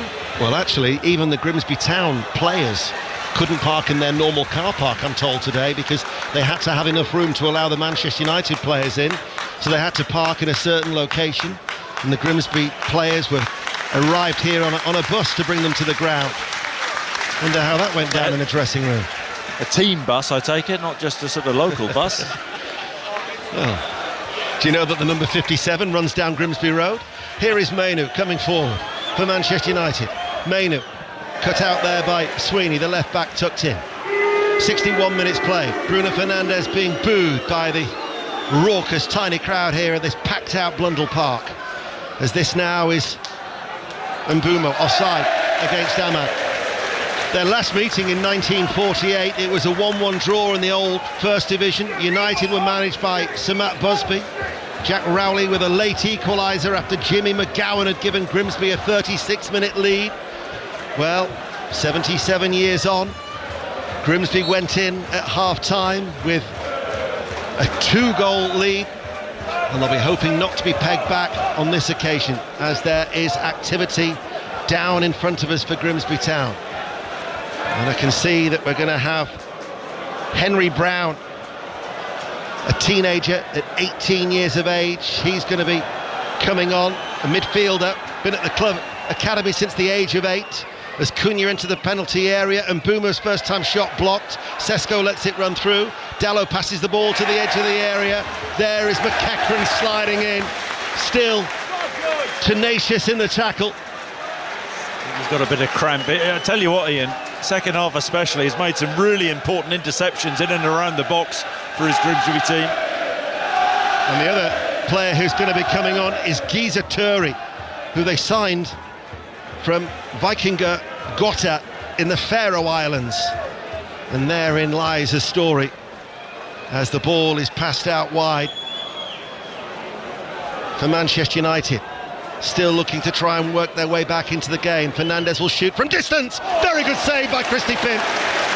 That must have been a good 25 yards out. It was low left-footed. It skidded across the wet surface and Pym was down with a strong left hand. Yeah, what a save this is. Flings himself to his left. What was important as well, not just a save, he actually got up and gathered the ball. I think there were 2 Manchester United forwards in close attendance. Really smart goalkeeping, crucial that Grimsby don't concede. So the players who are going to be going off, as Mason Mount is going to be coming on, Henry Brown is going to replace Charles Vernon, who got the first goal for Grimsby Town. Back in his second spell of the club, he's getting a standing ovation. And Kieran Green, the vice-captain, hard-working midfielder, spent a large part of his career in non-league, comes off, and Giza Turi comes on, named after his father, who was a goalkeeper for the Hungarian side Zalaegerszeg, and his dad actually once played against Manchester United in the Champions League tie in 2001 as a substitute for Sasa Ilic for the last 15 minutes, and he's now the goalkeeping coach for the Faroe Islands. He might well have a better outcome than that of his dad, as Mason Mount has come on, and the player who's gone off is Aidan Heaven. So the young defender has been sacrificed. Mason Mount comes on, but time is running out for Manchester United. So at the minute, is it that Dallo has gone into the back three with De Ligt and Maguire, and Mason Mount's playing as a left wing back? Yeah, I couldn't tell you how many career games Mason Mount has had as a left wing back, but I would hazard a guess not many, Ian. I would tend to agree with you, Christopher. 2-0 to Grimsby, 65 minutes played. Ball played forward, and that's going to just go all the way through to Christy Pym. The rain has relented. I did say to David Artell, I said, how do you sign a player from the Faroes? And that was that story that Jason, the co-owner, was telling us about with Steve ahead of the game. That through the data that they used, the same data that Brighton used, they were able to pick him up. They were looking at 2 players initially, and they had that little road trip via Copenhagen, ended up in a Michelin restaurant, and had sea urchin for something to eat. As Ahmad comes forward, still the puddles remain. Out it goes to that right-hand side. Maynard with a cross. Sesko is there, but he turned his back on where the ball was coming from the right-hand side. And Grimsby's defence were able to clear the ball away. We're approaching the midway point of the second half very, very soon. And it is still 2-0 to the League Two side. To a man, Grimsby have defended superbly. It's one hell of a ball in from the right-hand side. I think it was Sweeney and Warren together really attacking it well and not giving Sesko any space in that 6-yard box. De Ligt tries to send over the cross, blocked. Manchester United throw in that gap between the family stand and the Osman stand away towards our left. That's where the silent away supporters are housed in 2/3 of that stand. 1,200 of them haven't had a great deal to cheer. Cunha, Fernandez goes short and square, and Mbuma out towards Ahmad. Ahmad sends in the cross. Mason Mount tries to get on the end of it. There was Harvey Rodgers, heads it behind for a corner kick to Manchester United, who still require 2 goals, and we've got about 23 minutes remaining. Yeah, good defending at the far post from the Grimsby right back. You feel they're just starting to push Grimsby back, though. Manchester United started to dominate. A tense last 20-odd minutes remaining for Grimsby Town supporters listening to 5 Live and the BBC Sounds app as their side lead by 2-0, both goals coming in the first half. Mbumo looks for Mason Mount, downward header into the 6-yard box, cleared away by McJanet. Should be kept in play by Dara Burns on this near side. Making the run ahead of him is Brown. Cunha went to ground far too easily. Brown, was he fouled by Cunha? Tony Harrington, the referee, says not. Manchester United now are showing urgency that was certainly lacking in the first half. De Ligt goes forward after leaving the ball for Mbumo, coming in off that right touchline and running forward. Ball now back towards De Ligt, who fires it over from inside the penalty area, right-footed. Goal kick, still 2-0 Grimsby. Maybe doing De Ligt a disservice here. Good run forward, and Burmo on that right-hand side. Little jink and lovely pass with the outside of his left foot into the path of De Ligt. De Ligt going for goal himself. Angle against him, high and wide. Since the start of the 2015-2016 season, only 7 League Two clubs have knocked out Premier League opposition in the League Cup at 58 attempts. Wimbledon did it last year against Ipswich on penalties.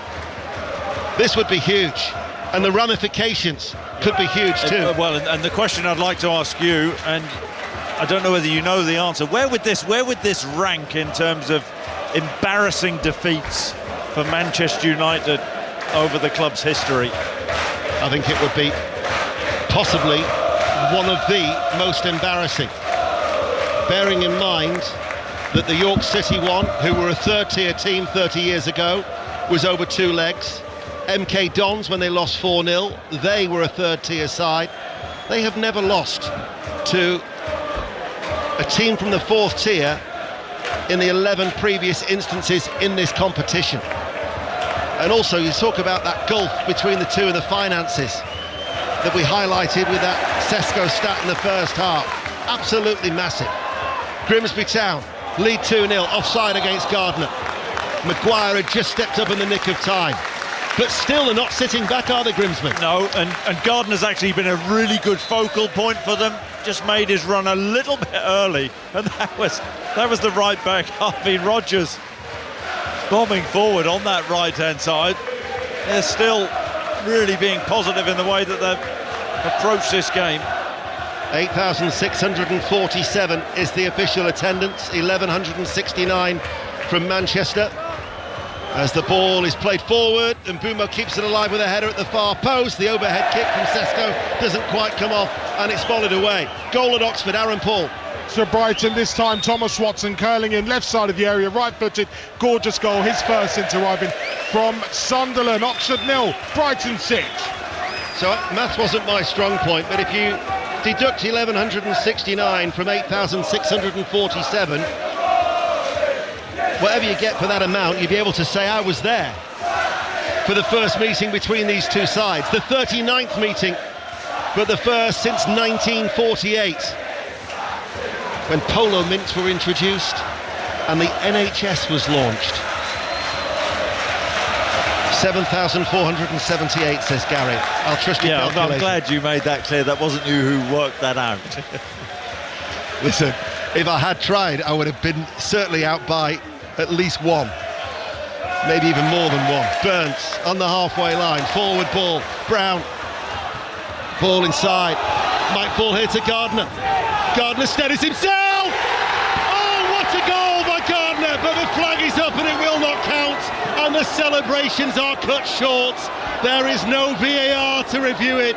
Oh my word, they were really ready to celebrate then, but the flag went up straight away. Didn't he take it well, Gardner? Oh, right-hand side of the box. The flag did go up early, but on his left foot, just fed it into the far corner. Still, that would have buried Manchester United. A goal at that stage with 18 minutes remaining. Incidentally, it's the second goal that they've had ruled out as well, Grimsby, who lead 2-0. Yeah, I think he took up, he was just in an offside position and the ball was slipped through. It came off a Manchester United player though, didn't it? And then picked the ball up and curled it into that far post. Yeah, he's just off when the ball's played, I think. I think that might be the last touch of the action as well, as far as Gardner is concerned. Because there are two players coming on. Jace Cavia, who's the striker, signed from Truro, from the North League, the National League South champions, did ever so well for Truro last season. Cameron Gardner's going to get a great ovation. Jace Cavia, 25 years of age, will come on. Everybody rises to their feet to acknowledge the efforts of the 19-year-old. And then Clark Adore, who was only signed yesterday from Bradford City, out of favour at Valley Parade, he is going to come on for his debut, and he will be replacing George McEachran in the midfield. 17 minutes remaining. Grimsby Town have been immense. Manchester United are fortunate that third goal didn't count. They're still in the tie if they can get a goal, but time is desperately running out. Yeah, just fresh legs for David Artell's team at the door, and Cavia coming on. But I've got to tell you, so impressed with Cameron Gardner, his performance all round. Now an opportunity for Brown to run forward on that left-hand side. Brown, left corner of the area. Brown's effort was blocked by Ahmad and rebounds in front of that two-tiered stand on the far side, and it will go out for a Grimsby throw. Grimsby have been marvellous. Manchester United atrocious in the first half. They have improved in the second. They should have had to, didn't they? Certainly that Pym save was a vital one to keep out Fernandez from that long-range effort, because had that crept in after 63 minutes, Manchester United would have had a toe back in the tie. 16 minutes remain though here at Blundell Park. 5 Live. 5 Live Sport also available on the BBC Sounds app. Ball goes back towards Onana, closed down, gets it away in his luminous goalkeeping outfit. Mount can't get there, neither does Harvey Rogers, the right back. Ruben Amorim still desperate to get some instructions across. And Grimsby are in no real hurry to take the throw on this near side, but they're going to have to go back a little bit further. Rogers was creeping down the touchline on this near side, the right. I mean, a penny for Ruben Amorim's thoughts. What at this moment in time is he thinking? Here is Mainu. Mainu not fancied by Ruben Amorim, it would seem, but gets the ball towards Mbumo. Mbumo now runs forward, and Mbumo shoots, and Mbumo gets Manchester United back in the tie. He's reduced the arrears, low left-footed, finds the bottom left-hand corner. What a finish we have now. 15 minutes remaining. Grimsby Town 2, Manchester United 1, and Mbumo has scored his first goal for the club. In the Grimsby back line, they just back off, and Mbumo inside. How many times have we seen this on his favoured left foot? 18 yards out, just picks that bottom right-hand corner. Feasible, passes it, bends it in. It's a wonderful finish.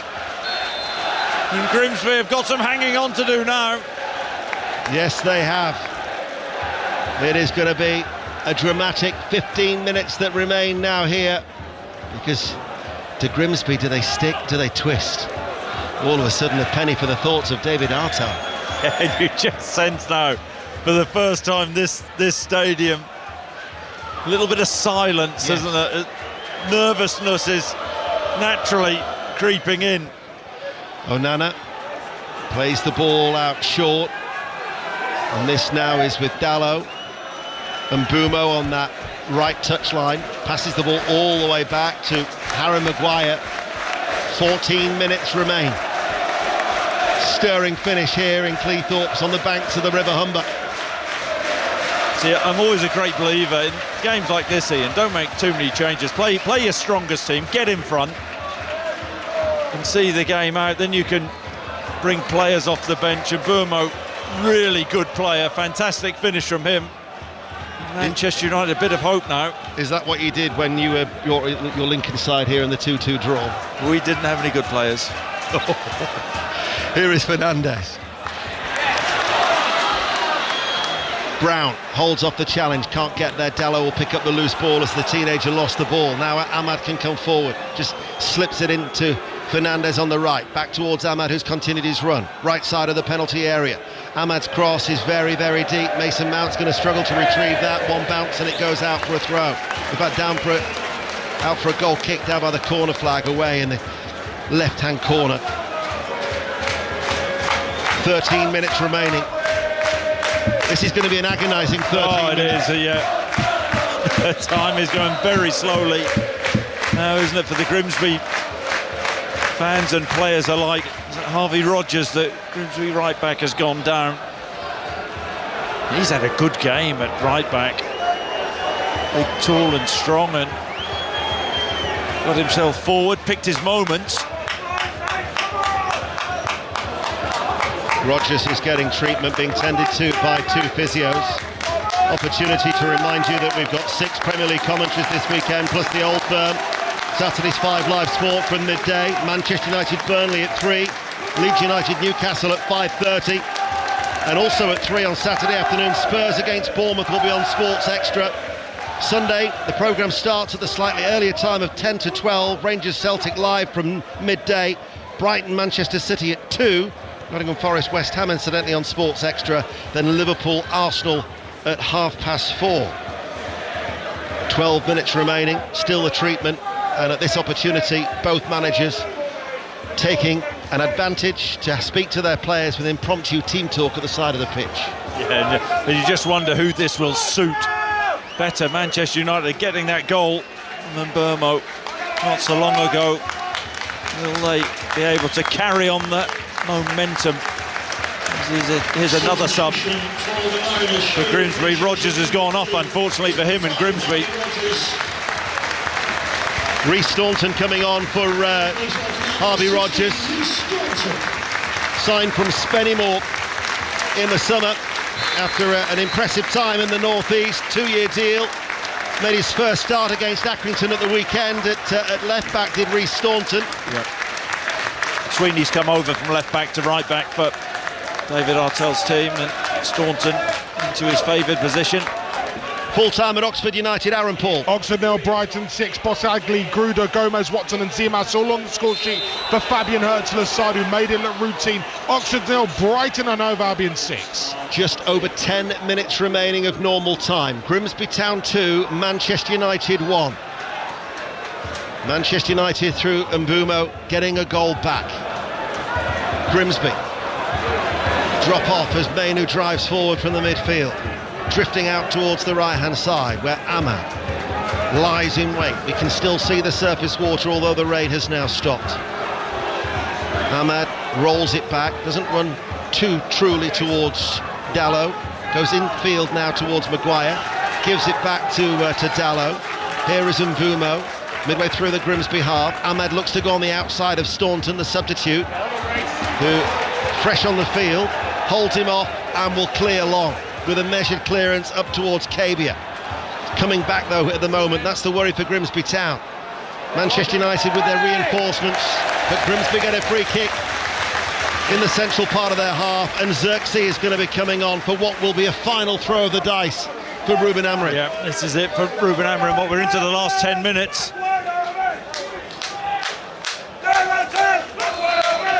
Just with Cabia going as that central striker, who scored goals this season, but Cameron Gardner just more of a physical presence, and it's not been easier for Cabia to get into the game particularly. One gentleman stood up just in front of us away towards our left. He struggled to get the chant going. I think the Grimsby supporters were just full of nerves at that stage, but now all of a sudden it gathers momentum as Mason Mount on this near side, the left. De Ligt makes a run into the penalty area, left-hand side. Yes. Block though comes in from Gizaturi. Mason Mount didn't keep the ball in play. Oh, he did. Near side, the left. Turi still in front of him, and it will be a Grimsby throw down by the corner flag on this near side. Ruben Amorim getting his final instructions across to Joshua Xerxes for his first appearance of the season, and it is Ahmad who is going to be going off. Manchester United need a goal with 8 minutes of normal time remaining. Otherwise, Grimsby Town will be pulling off one of the great upsets in their history. Full time at Fulham, John Southall.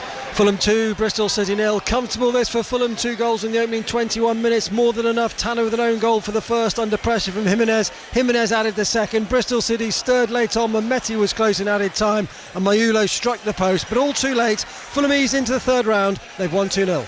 De Ligt, it seems, has just stayed forward now for Manchester United. Fernandes plays it short down the line on this near side. Mason Mount to Mainu. Xerxes touches the ball back. Grimsby have dropped everybody back behind the ball. They're almost now just left with 2 at the back, United, in Maguire and Dalot.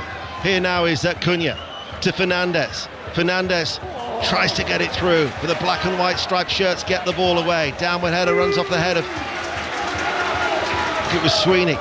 Kept the ball in play on this near side. This now is Mason Mount, tries to roll away from one challenge of Kiza Toure.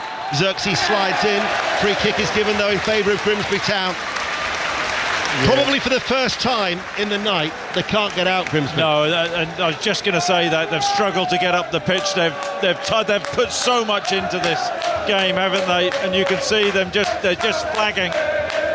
Only 7 minutes of normal time to go. Manchester United, Xerxes going on. He's playing up narrow on that right-hand side, where Mburmo actually came on at half-time. And Mburmo now as the right wing-back for Manchester United. De Ligt's downward header, helped on its way by Mason Mount.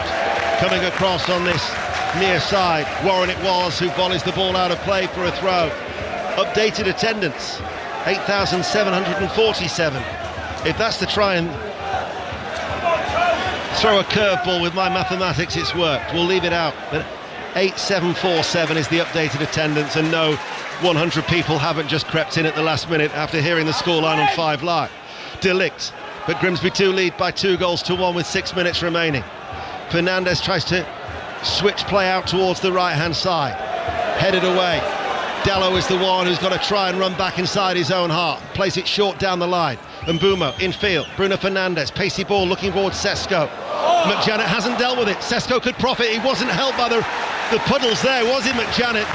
And in the end, he actually recovered very, very well to see it back towards his goalkeeper. Yeah, you're right. It just looked for a second as if Sesko was going to get in an error. He hasn't made many, McJanet, this evening.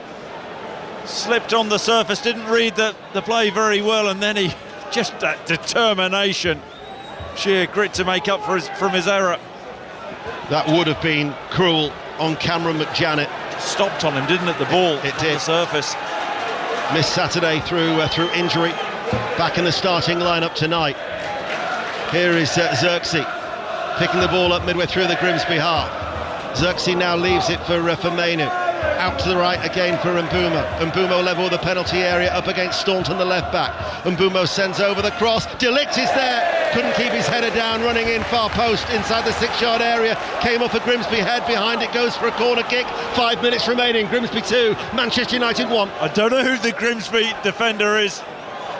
Down in the box. Dara Burns. There you go. But that's a mismatch, isn't it? De Ligt all over him at the back post, but Burns stood his ground well, because I'm pretty certain De Ligt would have hammered his header home there from 6 yards. Corner kick to be taken. Mike Mainu. Goal comes in. Bit of a scramble inside the area. Good block by Pym. Down it goes into the ground and goes out wide. What a scramble that was. Honestly, the save from Pym in there is a corner to the back post. He has made an unbelievable save. It's Maguire who thinks he's headed it in, then the ball pops up, then there's a header, and Pym flying out, makes himself big, makes a save, and then goes down and gathers the ball. Little fist pump there. He's made 2 important stops in this second That's half. off Maguire again, point blank range. Maguire, left foot volley. Great acrobatics from Harry Maguire. It's 3 yards out, and I think it hits Pym in the face. Unbelievable piece of goalkeeping. 4 minutes remaining. Referee's blown his whistle. I think we can go to Everton Mansfield. Mike Mainu. Minutes left. Everton 1, Mansfield 0, and Jais just poked it into the side netting, running through at speed. Tyler Dibling's on for his first appearance since a £35 million move. It is still Everton 1, Mansfield 0. Updating the tennis, Katie Smith. A very gritty display from Cam Norrie here. He leads by 2 sets against Comensana in the second round. He was a breakdown. The Argentine was serving for the set. Norrie hung in and broke back. We are back on serve. Cabia has been shown a yellow card. I think it was Cabia from referee Tony Harrington. We've got 3 and a bit minutes remaining. Commentary of the tennis, by the way, is on Sports Extra 2. Maguire's now finishing the game up front. They've hardly got anybody at the back now. They've got Dallo and Bruno Fernandes. Fernandes lifts the ball in, headed up in the air by McJanet. Mason Mount looks for Cunha on the edge of the area. Cunha tries to get it back, does so, leans into the challenge, runs out left-hand side. Excellent block coming in from Jayden Sweeney. All hands to the pump now for Grimsby Town. Manchester United coming on strong. They've got another corner as they still trail 2-1. And Tony Harrington is keeping his eye on a lot of players as the corner has to be taken quickly on this near side, the left. Again delivered towards the far post. Harrington, the referee's blown his whistle. Has to be retaken. Copenhagen 2, Basel 0 is the latest score in the Champions League. That'll see Copenhagen going through to the Champions League phase. The draw for that is tomorrow. 2 minutes remaining of normal time, and a tense 2 minutes. It will be here at Blundell Park. Another corner kick, and again the referee isn't happy. And again he blows his whistle and makes his way into that crowded penalty area. And he's faced by so many red shirts, and a yellow card has been shown. In fact, 2 yellow cards have been shown. I think De Ligt might be one of them. Yeah, bit of grappling at the far post. De Ligt goes down far too easily there. Tries to buy a penalty. Corner's not even been taken. Corner on this near side. Mason Mount again goes deep towards the far post, and the header from Harry Maguire. Manchester United have rescued it with 90 seconds remaining. They were 2-0 down. They have silenced Blundell Park. Manchester United with a late equaliser to save the blushes of Ruben Amorim. 2-2. Yeah, nearly scored moments earlier at that back post. Harry Maguire. It's a brilliant ball in, and Maguire just goes in at the back post, 2 yards out, heads the ball in, simple header. All the big guys for Manchester United at the back, shrugs off his defender. I think it's Warren, just eases him out of the way and plants the header in the back of the net. Heartbreak for Grimsby, put so much into this. When I say save the blushes, there's still every chance Manchester United could go out on penalties if it remains 2-2, because there will be no extra time. Full time at Everton, Mike Maine. No, we've had another goal in, we're into added time, but Everton have won it now. 2-0, Beto tapped into an open net with a square ball across goal. That'll do for the Toffees. Everton 2, Mansfield 0. So Everton through along with Fulham and Brighton and Hove Albion from tonight's other ties. Incidentally, the tennis now is on Sports Extra for the probably till about midnight for the remaining day of day 5 of the US Open tennis. That's switched now to Sports Extra. We're going to find out how much added time there will be here at Blundell Park. The daft thing is, if you'd have said to David Artell at the start of the game, it's going to finish 2-2, he'd have taken it. However, it just feels like it's dampened the mood at Blundell Park because they were 2-0 up with 15 minutes to go. Absolutely. Remember back to that chance Burns had. Yeah. 3v1, and he couldn't find the back of the net. That would have been 3-0, game over most certainly, but fair play to Manchester United. Brought the big guns on at half-time, didn't they? And it's about finding a way back into the game, and they have done. 5 minutes of added time at Blundell Park on what has been a dramatic night in the League Cup here on 5 Live. Staunton's cross goes behind and into a rather now nervous-looking pontoon stand away towards our right. Manchester United, they fancy winning it. They want to win it now in the time remaining. They won't want to take the lottery of a penalty shootout. As the Cunha on the halfway line rolls away from Turi. And now towards Mbumo. All the momentum is with Manchester United. Mbumo in towards Cunha. Cunha shoots, saved by the goalkeeper, and forces the ball away with good strong wrist. So much so that there was nobody able there to follow up. It went that far ahead of Mainu. Maguire now in a bit of a foot chase there with Cabia, and he sees it back towards Onana. It's all one way now, it's all Manchester United. It is, absolutely. Just wondered for a second whether Cabia would get away from Maguire, who did well, used his body well, but here come United again. This is Mason Mount. Mason Mount with a cross from the left-hand side, and that was a hanging ball that had to be headed behind by McJanet because Xerxes was coming in. It's another corner kick, and Manchester United now are finishing the stronger. Yeah, and Harry Maguire, he's not moving well. It's just telling, I think it's Bruno, isn't it? Is it Bruno? Is it Mason Mount on the corner? Just hang fire and is moving to that back post area where all Manchester United's big guys are.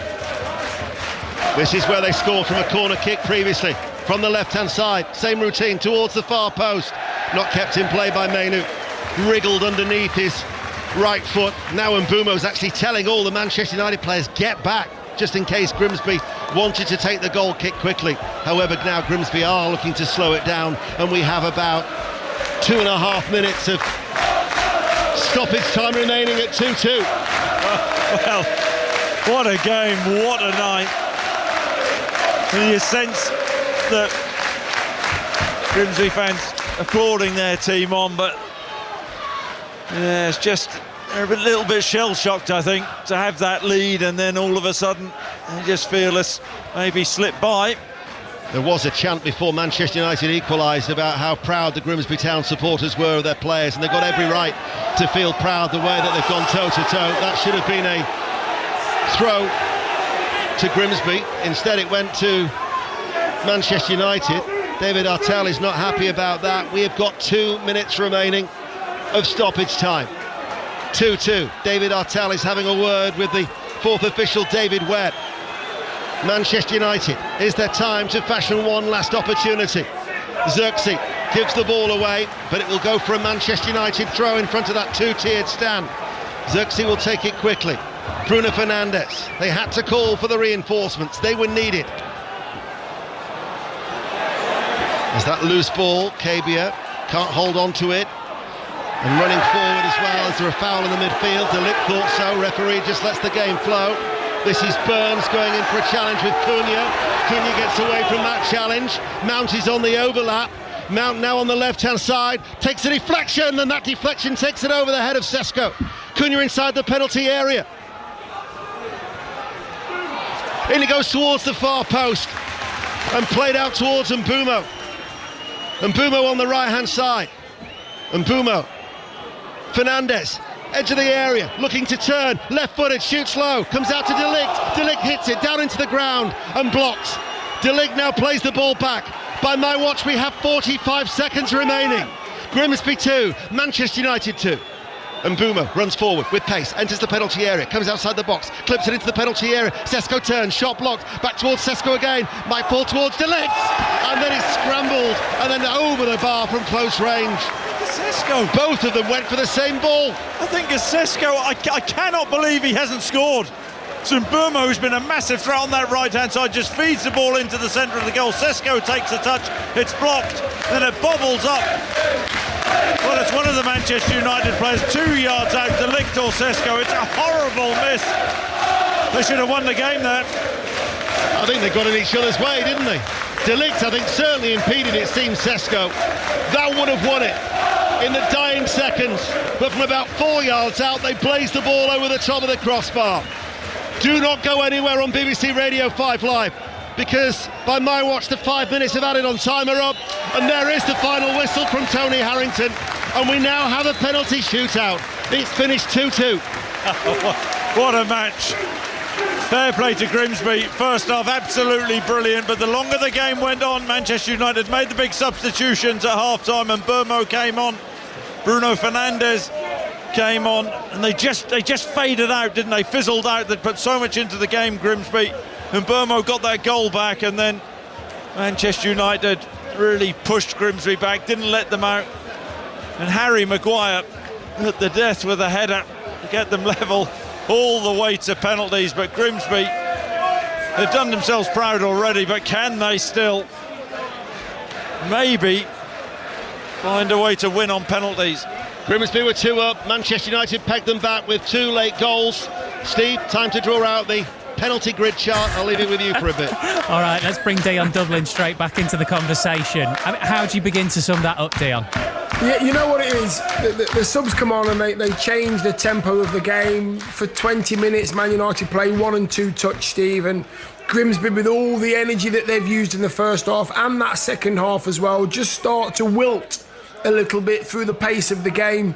Bruno comes on and makes sure that everybody plays forward, and Bomu comes on and he's being very direct. And Grimsby started to find it difficult with the movement and the quality of United. But listen, regardless of what happens, they'll hold their head up high. However, they'll feel to themselves, Steve, look how far we've come, let's not let it go. Chris, I don't want to be flippant here, but if Christy Pym had been in goal for Manchester United and Onana had been in goal for Grimsby, would this tie be over now? It's a great point. Christy Pym, the save he made from Maguire as a volley 3 yards out, point blank save. A couple of minutes before Maguire actually scored was phenomenal, and then you just thought, is that Grimsby's night summed up? He was absolutely superb. Who knows what's going to happen in the penalties? Right, we're keeping it very much with this game, and we've got the penalty shootout to come. Let's just wrap up what else has happened, because we've just had a full-time whistle at Everton. Mike Minor. Everton have won 2-0, both goals in the second half. They're not at the best of toffees, but Charlie Alcaraz from 20 yards and Beto with a tap-in good enough. The League One side of Mansfield were well organised, but without fully ever testing Mark Travers, who's had a comfortable night on his toffees debut. Everton 2, Mansfield 0. Well, we're all wondering what next for Ruben Amorim, depending on this penalty shootout. What next for Russell Martin? Kenny Crawford. Full-time Club Brugge 6, 10-man Rangers 0, 9-1 to the Belgians in aggregate. A battering in Belgium for Rangers. Total humiliation for the Ibrox side. The Europa League is their consolation prize, but it will take a while to shake off this result. And does head coach Russell Martin recover for this one? A terrible 24 hours for Rangers and Celtic, who meet on Sunday in the league. Club Brugge 6, Rangers 0, 9-1 in aggregate. And in New York, how's Cam Norrie getting on, Katie Smith? He's been forced into a fourth set in his second round match. Steve Norrie forcing a third set tie break. He was behind the whole way against Francisco Comensana, but Comensana winning 7 points in a row in the breaker to take us to a fourth. You can listen on Sports Extra. Dion, in your Cambridge United days, you played against Manchester United and ended up, of course, at Manchester United. I'm not suggesting that's going to happen to one of these Grimsby players, but they have got a spotlight on them. And literally, as I say that, the camera pans to Christy Pym, who has become a hero whatever happens now. Yeah, listen, I think one of the saves from Bruno Fernandes, I think down to his left as well, what a save that was. And then Chris has just mentioned the save from De Ligt, I think it was, pure bravery. Then he gathers with the bits. He's done great. I thought Gardner done brilliant up top as well. And by the way, I think his goal should have stood, and it could have been 3-0 to Grimsby. I think that goal should have stood. Right, Pym's ready, Onana's nearly ready, players look like they're ready. We'll be reacting to whatever happens in the next 10 minutes or so through till 10:30 when Tony Livesey takes over. There's a lot of drama to happen between now and then. Ian. But it's quite apt that the drama is going to take place in front of the pontoon stand, because now it is down to a game of chance. And for Grimsby Town, who've won 5 penalties in their 6 games before tonight, more than any club in the 4 tiers in England, they'll hope to avoid a spot of bother, because they've missed 3 of their previous 5 penalties. And Jace Cabia has missed 2 of those. He's gone to the left, he's gone to the right against Accrington and Newport and missed them both. He's now up against Onana. Grimsby Town with Jace Cabia scores this time. Onana got something on it, but Grimsby have got the first spot kick, 1-0. Yeah, you said he went to the left and went to the right. I think this one's down the middle. Onana dives to his right, actually gets a hand on it. It's a big penalty, the first one, though, psychologically. Yeah, Onana, I think he may be slightly disappointed with that, the Manchester United goalkeeper. Bruno Fernandes steps forward. Of course, he missed the penalty against Fulham at the weekend. That was only his 5th missed penalty out of 38 for Manchester United, not including spot kicks. As he places it down, the flashlight's trying to put him off behind that goal. Not the biggest of run-ups for Bruno Fernandes. The spot kick live on BBC Radio 5 Live in this League Cup tie. Fernandes waits and sends the goalkeeper the wrong way. Right-footed, finds the bottom left-hand corner. It's 1-1 in the shootout. Yep, just that slow run, has a little stutter, and Christy Pym goes down to his left-hand side. Bruno spots it and whips it the other side. 1-1. Now that long walk from the halfway line is for Darragh Burns, the 23-year-old Irish winger. Former Irish under-21 international. Actually yet to score for the club. Takes his time. He's been playing on the right, but he's primarily left-footed. He's just going to take his time as Onana, all in yellow, waits. Darragh Burns, hands on hips. The third spot kick in this shootout, runs forward now, left-footed and scores. Confident penalty, left-footed. Onana goes the other way, 2-1 Grimsby. Yes, and similar to Bruno Fernandez's penalty in terms of, has a little stutter. A look at Onana, the Manchester United goalkeeper, and left-footed, sends him the wrong way. Goes to the keeper's right, Onana flies to his left-hand side, 2-1 to Grimsby. Brian Mbeumo, whose goal helped Manchester United get back into the tie. Remember, they were 2-0 down with 15 minutes remaining. Mbeumo places the ball down on the spot, then 2 giant strides back. We know all about what his record was like at Brentford. It's a stuttering run-up from Mbeumo, and he scores. Very rarely misses. He's good, isn't he? Has his own unique style. You mentioned those 2 step backs, little jogging on the spot, looks at the goalkeeper all the way and just slots it beautifully. Now Clark Odor, the debutant, signed only yesterday from Bradford City. As a substitute, his first appearance, he bounces the ball against his chest as he makes his way into the penalty area towards our right-hand side. Both Grimsby and Manchester United have scored their opening 2 spot kicks. 2-2 in the shootout. Odor up against Onana. There is the whistle from Tony Harrington. Takes his time. Stuttering run up now. And Odor, touched onto the crossbar by Andre Onana. And Grimsby have missed. Yep, Odor, oh dear. It's a decent save from Onana. Goes down the middle. And Onana gets a big right hand to it and keeps it out. I've got to say, it's a brilliant piece of goalkeeping. You can blame him for the goals earlier, but that's outstanding goalkeeping. Now Mason Mount to come forward. The England international, who just spins the ball in his hands and then bounces it once and places it down. Up against Christy Pym, who's made some excellent saves. And Christy Pym is going to have to come to the fore here as Mason Mount for Manchester United. Oh, that was a blast penalty that gave Pym no chance whatsoever, right-footed. It was a ferocious strike from Mason Mount. Yeah, confident penalty from Mason Mount. Goes to Pym's left, Pym reads it, but into the side netting. Pace on the ball, that's unstoppable. Excellent penalty. United's penalties have been unbelievable, really. Rhys Staunton, the 23-year-old former Bradford City defender, signed from Spennymoor in the summer. This will be another off his left foot. Rhys Staunton up against Onana,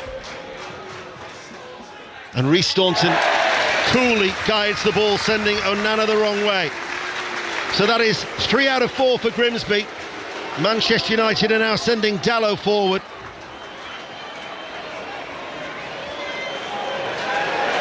And Dallow picks up the ball and walks forward. Nicely slotted pressure penalty for Staunton, wasn't it? Goes to Onana's right, who goes the wrong way. We have Dallow against Pym. Can Pym be the hero? Dallow, it's a straight runner.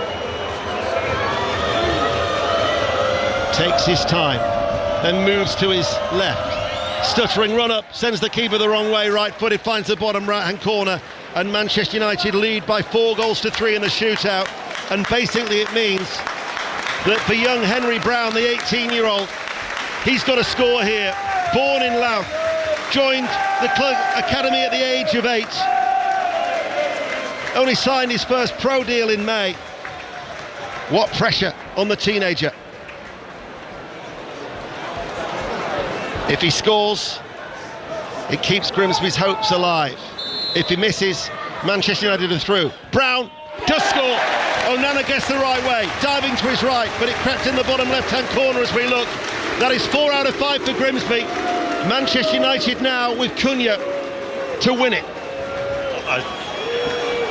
Really big moment for Brown, that. Having the courage and the conviction. Good penalty, and Onana got a hand to it, but the pace beat him. Here we go then. Onana greets Mateus Cunha with an embrace, who places the ball down. This to win it for Manchester United. Short run up, it's a straight run up.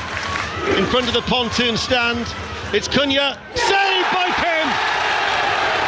Manchester United had a chance to go through. Christy Pim had other ideas. We still have drama, and Grimsby is still fighting. It's brilliant from Pim. Cunha, confident run up, has a look at Pim. Pim doesn't fall for it, doesn't go early, flings himself to his left, big save.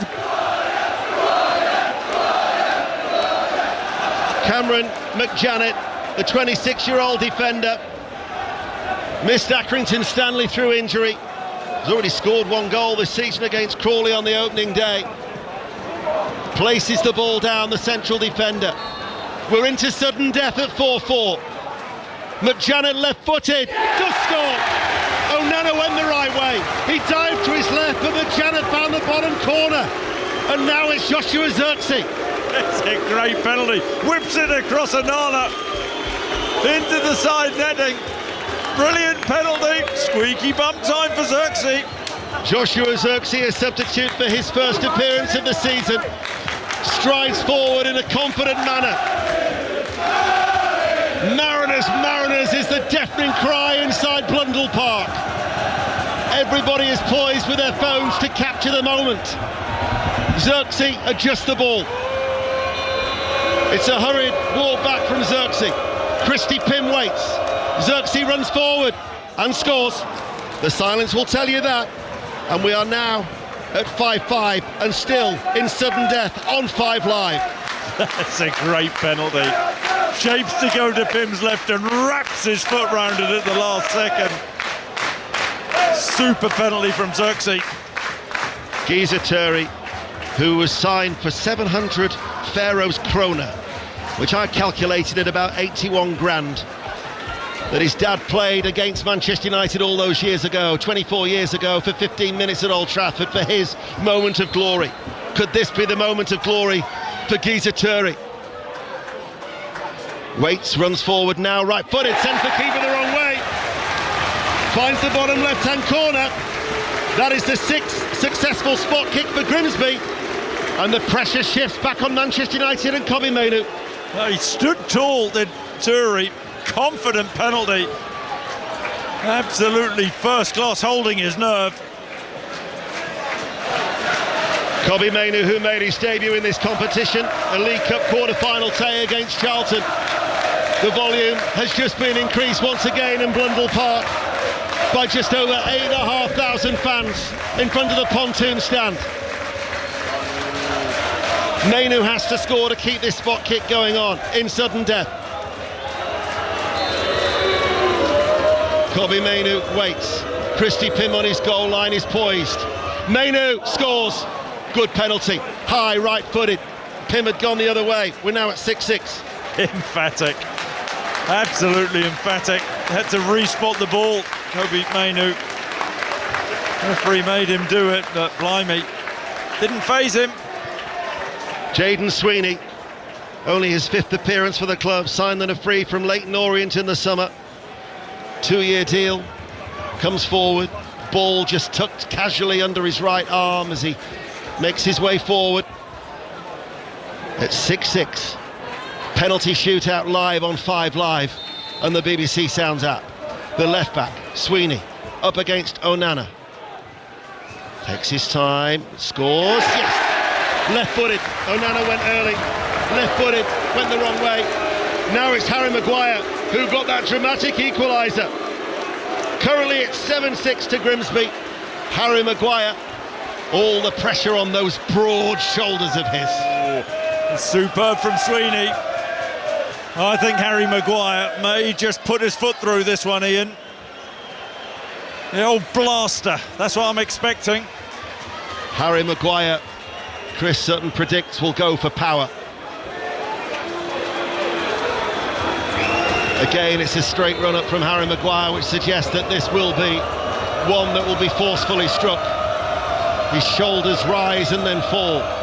Pym crouched on his goal line. Harry Maguire does go for power and Pym goes the wrong way, and it is 7-7 in the shootout. Some great penalties. Brilliant from Maguire. Pressure on. Even Curry is the player now coming forward. He used to be at West Ham United's academy. Made his debut in this competition against Morecambe a few years ago and actually lost on penalties. Approaching 100 appearances for the club now, the 22-year-old. Even Curry for Grimsby Town.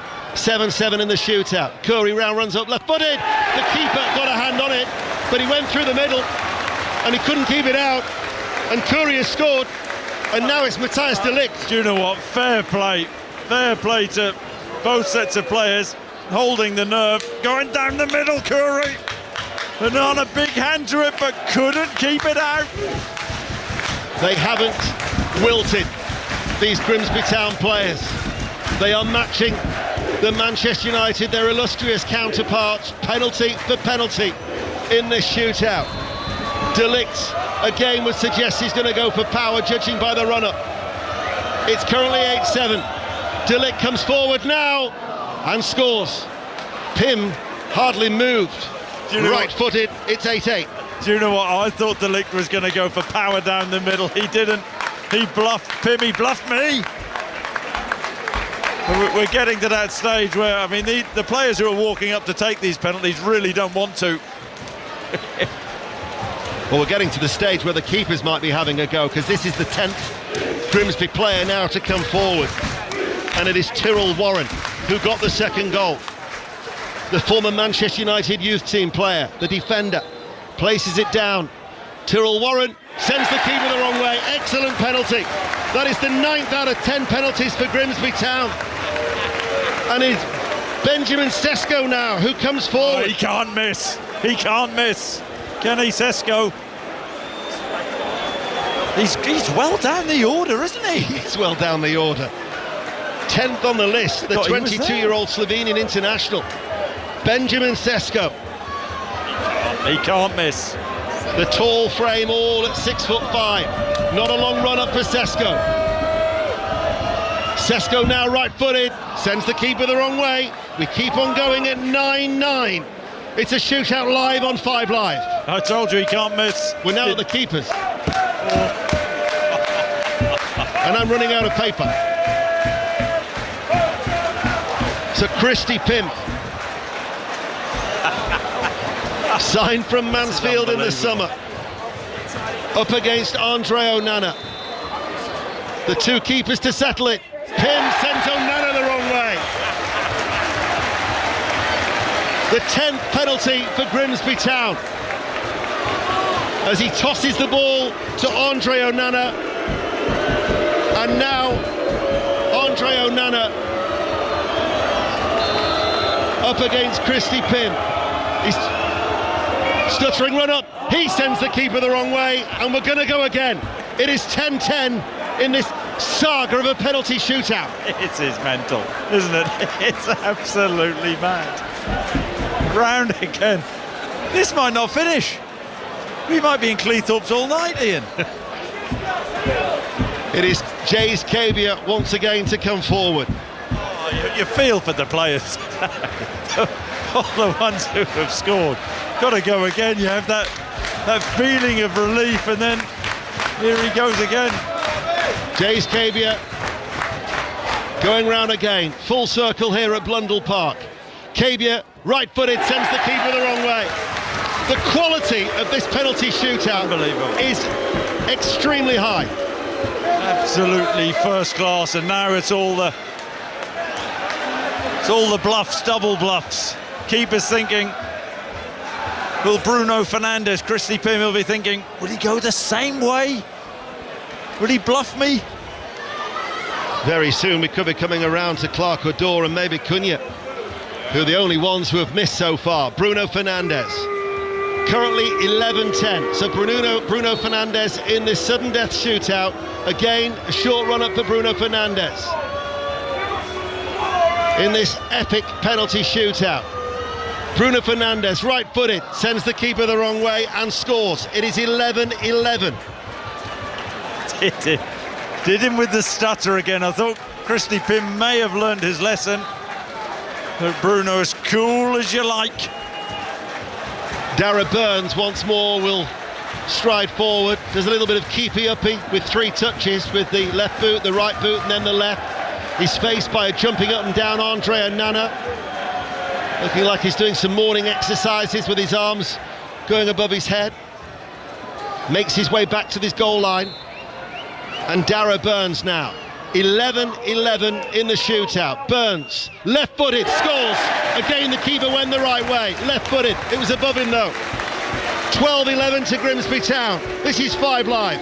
That's a courageous penalty, brilliant penalty, great composure. Brian Mbeumo, he doesn't miss, does he? Mbeumo normally, I just think with Mbeumo, you've got to, I'm not telling Christy Pym how to keep goal. Stand up as long as you can with Mbeumo. He waits, just trying to keep him up. Brian Mbeumo places the ball down. The Grimsby supporters making the racket. The customary short run up for Brian Mbeumo. Stuttering run up and hits the crossbar. Manchester United are out. Brian Mbeumo has rattled the crossbar. The supporters are invading the pitch because Grimsby Town have caused one of the biggest upsets in their history. Manchester United have faced one of the most embarrassing exits in their history. Humiliation on the banks of the Humber and celebration for Grimsby Town because they have beaten Manchester United 12-11 in an epic shootout. I mean, it's wild. The Grimsby fans invading the pitch. I mean, they've never seen anything like this. Getting over the line, you've got to say, in many respects, they deserve it for the way they played in 90 minutes. But what an embarrassment for Manchester United. Didn't put out his strongest team. Where does Ruben Amorim go from here? The penalty shootout was as mad as the game in many respects. But Grimsby, I mean, that is a giant killing. Got to say there's a small quarter of Grimsby supporters who seem more intent in going to taunt the Manchester United fans on that left-hand side, and objects are being thrown between the two. But the majority of the Grimsby supporters have just swarmed on the pitch here because they knocked out Liverpool in 2001. This is a mighty, mighty scalp. And for the first time in Manchester United's illustrious history, they have lost a League Cup tie against fourth-tier opposition. And I've got to say, David Artell and his players must be so proud of what they've accomplished here tonight. Yeah, one hell of a start to the season. Took the confidence into tonight's game, took the game to Manchester United, pushed them back ahead of half-time. Then they faded a bit, but blimey, they put Manchester United in their place this evening. What a night for Grimsby Town and their support. What a night for David Artell, the whole club. It's incredible. Christy Pym, I mean, to a man, you can go through the whole Grimsby team. They work so hard, superbly organised. But, you know, said at half-time, where do Manchester United go from here? Where does Ruben Amorim go from here? Because I don't think he gets over this. I really don't. The perception of him now, no European football, out of the League Cup, blimey, you talk about the pressure being on in the early stages of this season. Grim night in Grimsby for Ruben's Reds. But not for Grimsby Town. They will remember this first meeting with Manchester United, first meeting in 77 years. They'll talk about it for years to come. They have knocked out Manchester United in an epic penalty shootout, and they are through to the third round for the first time in 6 years. 2-2 it finished after 90 minutes, and they've won 12-11 on penalties. Steve. My goodness. Right. In 12 minutes' time, OK, we're handing over to Tony Livesey. There was a point in that penalty shootout I thought I'd be handing over to Dotun Adebayo at 1 a.m. Tony wants to hear from you. 08085 909 693. You can call Grimsby fans, Man United fans. 08085 909 693. Tony Livesey's with you at 10:30. He wants to hear from you. Too happy to talk? Too angry to talk? You can text on 85058. Chris Sutton, what just happened?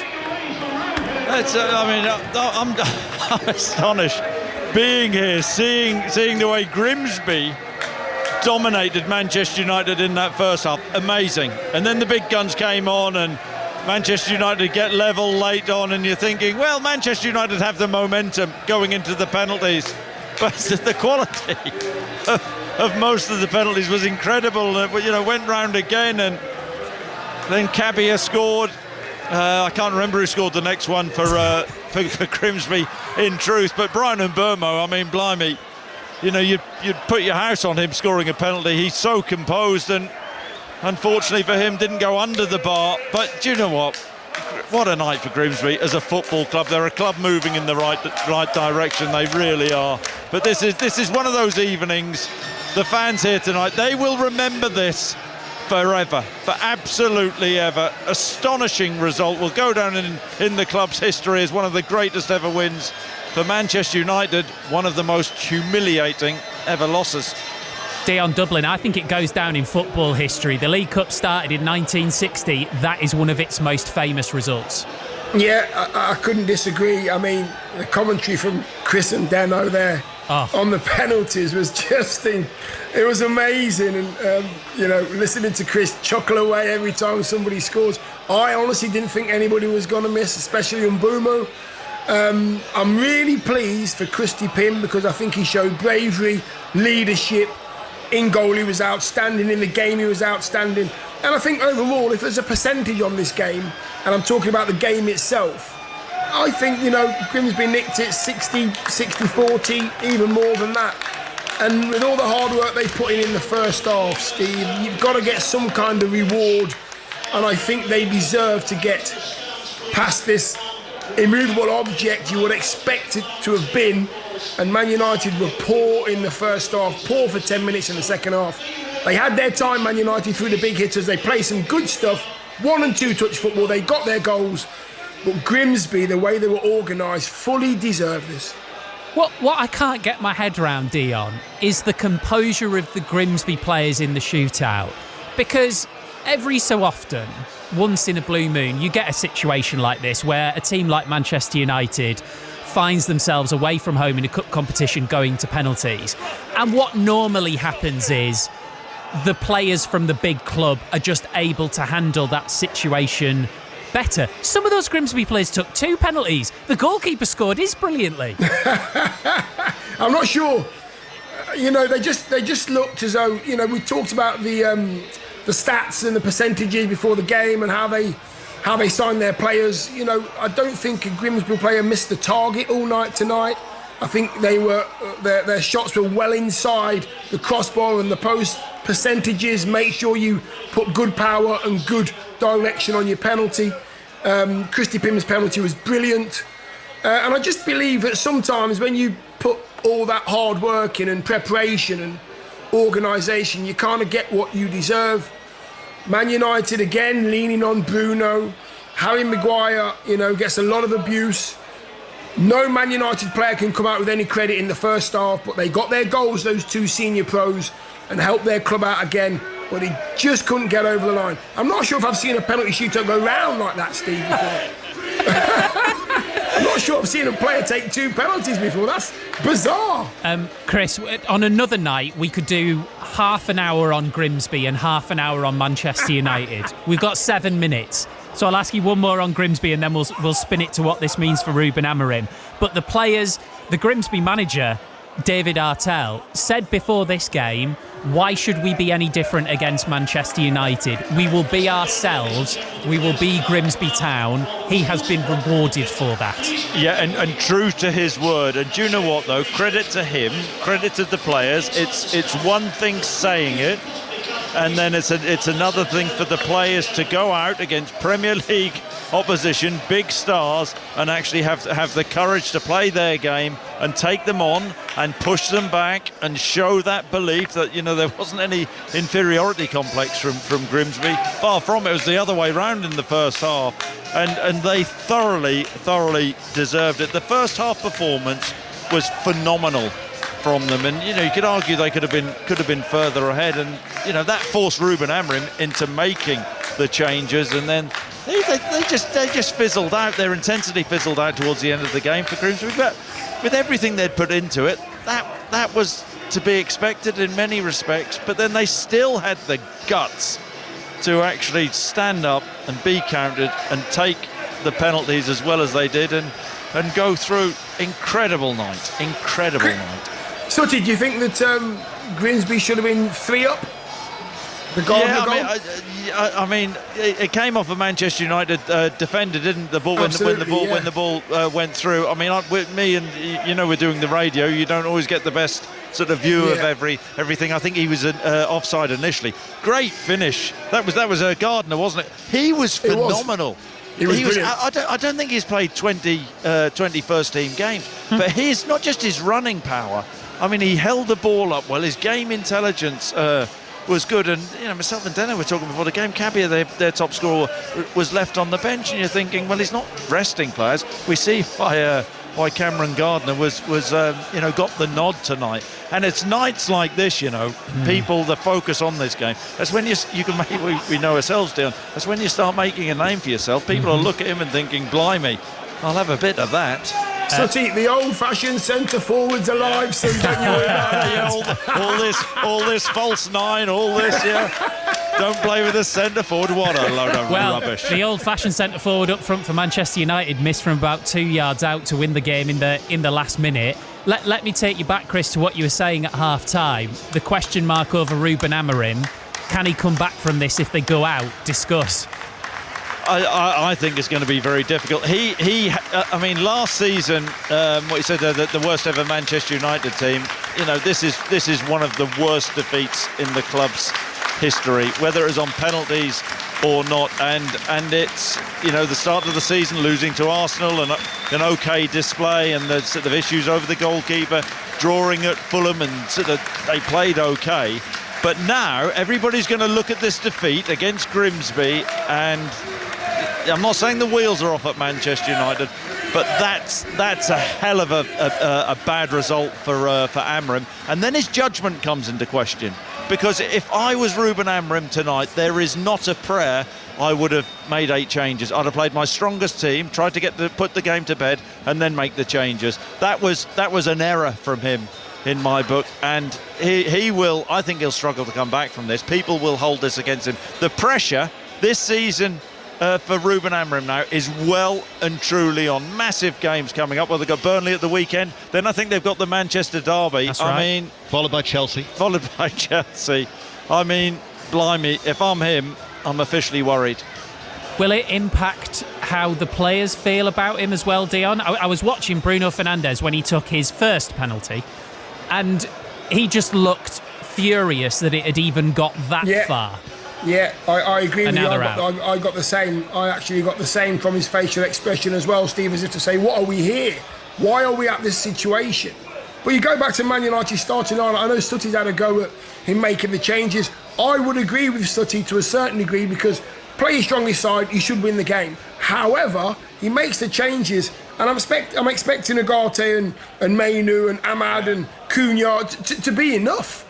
Surely, with the right application, Sutty, if they'd have played the game 1 and 2 touch with this side tonight at the right tempo and stood toe-to-toe with Grimsby and fire with fire, they might have got across the line, but they just got out-fought, they got out-battled, they got out-thought. I just found the first half pretty embarrassing as an ex-Man United player. Chris, let's talk about Andre Onana for a second here, because he was certainly culpable for 1 goal, and you could certainly argue he was culpable for both. We've heard a lot this summer, Manchester United can't transform everything in a window, and they can't sign players in all the positions they need. Well, haven't we just seen over the course of the first couple of weeks of this season that they've got it wrong, and that they needed a new number 1 goalkeeper? Well, I think everybody would agree with that. You know, Bayinda looks a bag of nerves from crosses, doesn't he? And then Onana had his opportunity tonight. I mean, you know, lapse of concentration. I don't know what it was. Maybe he thought he'd just rock up and you know, it'd be a breeze for him tonight. Anything but how can Ruben Amorim have faith in Onana after that performance? But he wasn't the only one. No, he wasn't, Suchi. And you know what? Onana, he knows that he's going to be under pressure from the fans. So don't have the ball at your feet for too long. You get it and you give it to one of your teammates, or you get it and you clear it and you squeeze your lines. You don't try and do anything fancy. If you're coming through a cross, open your mouth, go through everybody, take the ball, take the man, take everything. Unfortunately for him, he's made far too many mistakes like that. And I don't believe the defenders in front of him are thinking, yeah, I'm comfortable, I'll pass it back to him. Keep it away from him. He shouldn't have the ball at his feet as much as he does, because he makes too many mistakes, and defenders don't like having a goalkeeper like that behind you. Grimsby fans, if you've just got back in your cars, 08085 909 693. Give us a call. Tony Livesey's going to be with you in a few minutes' time. He wants to hear from you. Maybe Manchester United fans, you've got stuff to get off your chest. You can also text on 85058. Ian, let's just finish back on the occasion and the night. You know, you have commentated on many, many games in your career. As far as stories go, this must be high up the list. Yes, very much so. I mean, I was here 20 years ago when Grimsby knocked out Tottenham, a Tottenham side that contained 10 internationals by 1-0. But tonight the drama, I think, was amplified by the nature of how it went in Grimsby's way. They were 2-0 up, and then it was sort of like ripped away from them with them 2 late goals, and then you're thinking we're into the lottery of a penalty shootout. But David Artell talked about his players to embrace the challenge and be brave. And I think they showed great resilience in that penalty shootout. The fact that, you know, they're up against these established international players, and they missed only one spot kick out of the 13 that they took. We mentioned it in commentary. Surprising that Sesko was 10th choice for Manchester United. But for Grimsby Town, one of the great nights in their history, and for the League Cup competition, one of the biggest upsets. And Ian, I just want to finish with this, because bear in mind, in the next few minutes there will be a draw for round 3 of the League Cup, and in that draw, half of the English teams that have qualified for Europe will be guaranteed home ties. I think a lot of football fans will have been listening to this remarkable occasion tonight and thinking, especially with it being at Blundell Park, please don't mess with this competition anymore. It's important. Yeah, I mean, for the second season running, the third round draw, and you're going to have, like, as you say, that pre-draw, because the sides in Europe cannot meet each other. And that's the reason that teams in the Champions League and the Europa League are going to be kept apart. It doesn't impact Crystal Palace should they progress, because the Europa Conference League doesn't begin until October. But the reason that they cannot meet each other, the sides in the Champions League and the Europa League, is that the third round will effectively take place across 2 weeks. Week commencing the 15th and week commencing the 22nd of September. And because the first week is a Champions League week and the second week is a designated Europa League week, and that is the reason why the Football League competition has got to be altered in the way that it has. And guys, nothing sums up how tonight has gone for Manchester United better than this. Christy Pym, the goalkeeper, has just told television, "I'm fuming. I'm a Manchester United fan." That's it. That's their night in a nutshell, right there. Dion, thank you so much. Great to have you with us. Ian, Chris, top work. Brilliant commentary. Thank you. Cheers, Steve. Well, how good was that as a spectacle? And the sound as well. We always say it, pictures are better on the radio, and the sound of silence as every Manchester United penalty went in, and then the delirium of Blundell Park.